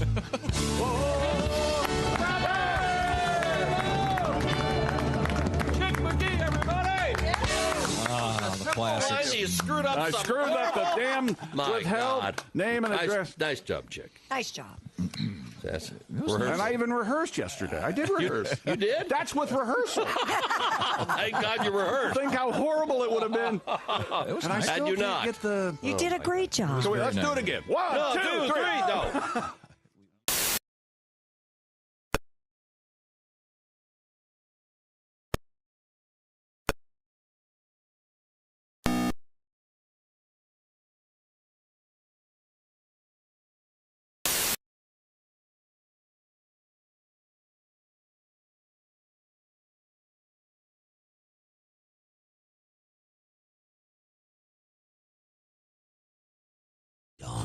I bought some hoes and some powdered sugar donuts. I poured some sugar in my Pepsi. I had 7 cups of coffee with some fudge. I ate a Snickers bar. I ate a Almond Joy. I poured some sugar on a Milky Way and ate it. And now I'm driving on the freeway. And if you cut me off, I think I'm gonna kill you. Yeah, kill you. I pulled a booger out of my nose. I poured some sugar on the booger and I ate it. Yeah! I'm eating sugar boogers. Yeah, sugar, kill you. Sugar's good. Yeah, beep. He beeped there at the end because That was that's, an answering machine, was it not? message. Oh, that. Kostaki Economopoulos is our guest. A Maryland burglar broke into a house, robbed a couple at gunpoint, and then forced them to play their piano so he could sing along. He was arrested for armed robbery, wanton endangerment, and aggravated karaoke. Jennifer Love Hewitt says she actually enjoys looking at her breasts on the internet. Well, then I should call her. Apparently, we have a lot in common. Yeah. Apparently. The National Museum of the Native American Indian is open in Washington, D.C. Unfortunately, they now have to move it to Oklahoma to make room for the Christopher Columbus Museum. Hey, this is Frank Kelly. You're welcome. Why are we here? You just talk to To the yourself. Bob and Tom Show. Christy at the news desk. There's Pat Godwin. Hey, Chick. There's Willie Griswold. Yep. Jess Hooker is here. Hello. There's Josh Arnold. Hi there. There's Ace Cosby. Hey. I'm Chick McGee, and here's Tom Griswold. Now, as you know, if you've been listening to the show since the beginning, and for we expect you to. The Ace beginning of time or the beginning of this morning? They both feel the same to me. Thank you, Josh. Somewhere the show is going on. What am I saying? 24 hours a day? Ace has been unusually contrary. Uh-huh. Is that fair to say? I like to deal in facts. Okay. I'm going to meet him up with some cold, hard facts real soon. But right now, it's time for frivolity from Mr. Ace Cosby. Who's that sexy man with a deep voice? Ace Cosby, here he is with his joke of the day. How many boring people does it take to change a light bulb? How many? Just one. That was Ace Cosby's joke of the day. I don't even know what happened. It was so bad. And he glanced at me for boring people. You missed that part. That was my favorite thing. Okay, well, thank you very much. Okay, what day is today? Today is August. Don't look. Don't tell him. It's one of the Augusts. We're early on. First week. Everybody sing. It rhymes with one of your favorite words. Today's date rhymes with turd. Okay, August 3rd. All right, let's see what happened today. Is that your favorite word, turd? You think? No. What is your favorite word? Poopy? Is it poopy? No. This is a radio show. It's defecant. That's pretty good. Sophisticated yet still stench laden. Today is August 3rd. Oh, this is interesting. Okay. Okay. Uh-oh. That's bad and controversial. Sorry to. Can you lower the music? Thank you. There we go. Christopher Columbus set out from Spain for the Indies. Hence the name Indians. Yeah, but boy, he got it wrong. Yeah, I got it real wrong. Got it way wrong. Yeah. But he tried to cover up his mistake. Yeah. Here we go. This is a good one. In 1900, the Firestone Tire and Rubber Company was founded. 1900? Yeah. You know, Harvey Firestone and Henry Ford in bed together. Harvey made tires for Henry's cars. Wow, look at that. Think of that. Well, that's because that was the only place. That was the only tires available, but still. Here's a good story. Jesse Owens wins the 100-yard dash at the famous Berlin Olympics 1936. Jesse Owens, an Ohio State Buckeye. Wow. Yes, sir. All right. Let's see. Alan. How did I miss this? Oh, Lord. Alan Sherman. Tell me everything. Oh, no. Releases one of the great novelty songs of all time, Hello Mudda, Hello Fada. Wasn't that your favorite song? Oh, I loved that as a kid. I still do. I have all those. He still does. Oh, yeah. Do you guys know that he still loves that Do you listen song? to Alan Sherman at home? I have all his albums. Yep, on vinyl? He's got one of the songs says, "For I am moving to Shaker Heights where I have a connection in dry goods." Parody of Greensleeves, my friends. Oh, man. He's got some great stuff. Alan Sherman was hilarious. Funny. Yeah, You can only hope to write something that funny. Hello Mudda, Hello Fada is actually a parody. Did you know that, Pat? I did not know that. It's a piece of classical music. I'm surprised you didn't know. Pat knew it. It's just one of those. Knew it. Da, da, da, da. I just wanted to move on. Yeah, exactly. Yeah. And the band Leonard Skinner got their name from this. Leonard Skinner. They credit both of it. Leonard Skinner. And they show a picture of Leonard Skinner, their gym teacher, in the yearbook. What song was number 1 in 1996? Jess Hooker. Oh, In Sync. It's a dance. It's a dance. It's a dance song. I know. Oh, the one with the hands and the Macarena. latest. Yeah, the Macarena. There you go. Sorry. Just trying to help. I gotta get. Tim Cavanagh missed this one. 1811, the birthday of one of my personal heroes, Elisha Otis, founder of the Otis Elevator Company. And as you know, I am brand loyal. And Tim Cavanagh missed a birthday? No. That's hard to believe. Didn't feel like it, did it? I'm brand loyal. If it's not an Otis, I'm taking the stairs. Things we learned today. Pat Godwin's wearing his Fidel Castro hat. He's the victim of a bad haircut. Yep, because he's bold. Bold. Cue ball. I was playing music that Christy had never heard. From a Tuesday point of view. I've heard this part on the show, but the other part I had not heard. This part. I'll play it. And I've been told an interesting fact. Tirana. Tirana. They are from near Toronto. Yeah, of so course. they pronounce Tirana. That's the way they said it. No, it's not. That is not a regional pronunciation. Yep, it sure is. Yep. I've been to Toronto multiple times. Nobody in Toronto. I've been to Toronto. Yeah. There you go. Welcome to the Toronto airport. That's what it says. We when you talked land. about And they gas. pronounce Montreal. Montreal. Montreal. And Quebec. Oh, speaking of that, we talked about Gas City. Yeah, we did. Going to Gas City. And Sunday morning, 5 o'clock Eastern Time. Yes. United States women. Yes. Now, they really are under a lot of pressure to win this one, right? They're needing to beat Sweden. T-shirt sold out. You didn't put the beat in there. That's. He nailed it. I thought it was perfect. You know, we're going to put the beat on you. Get him. Take it off. Donna, you want a Tirana? Still wanna. Maybe smoke some marijuana. Tirana.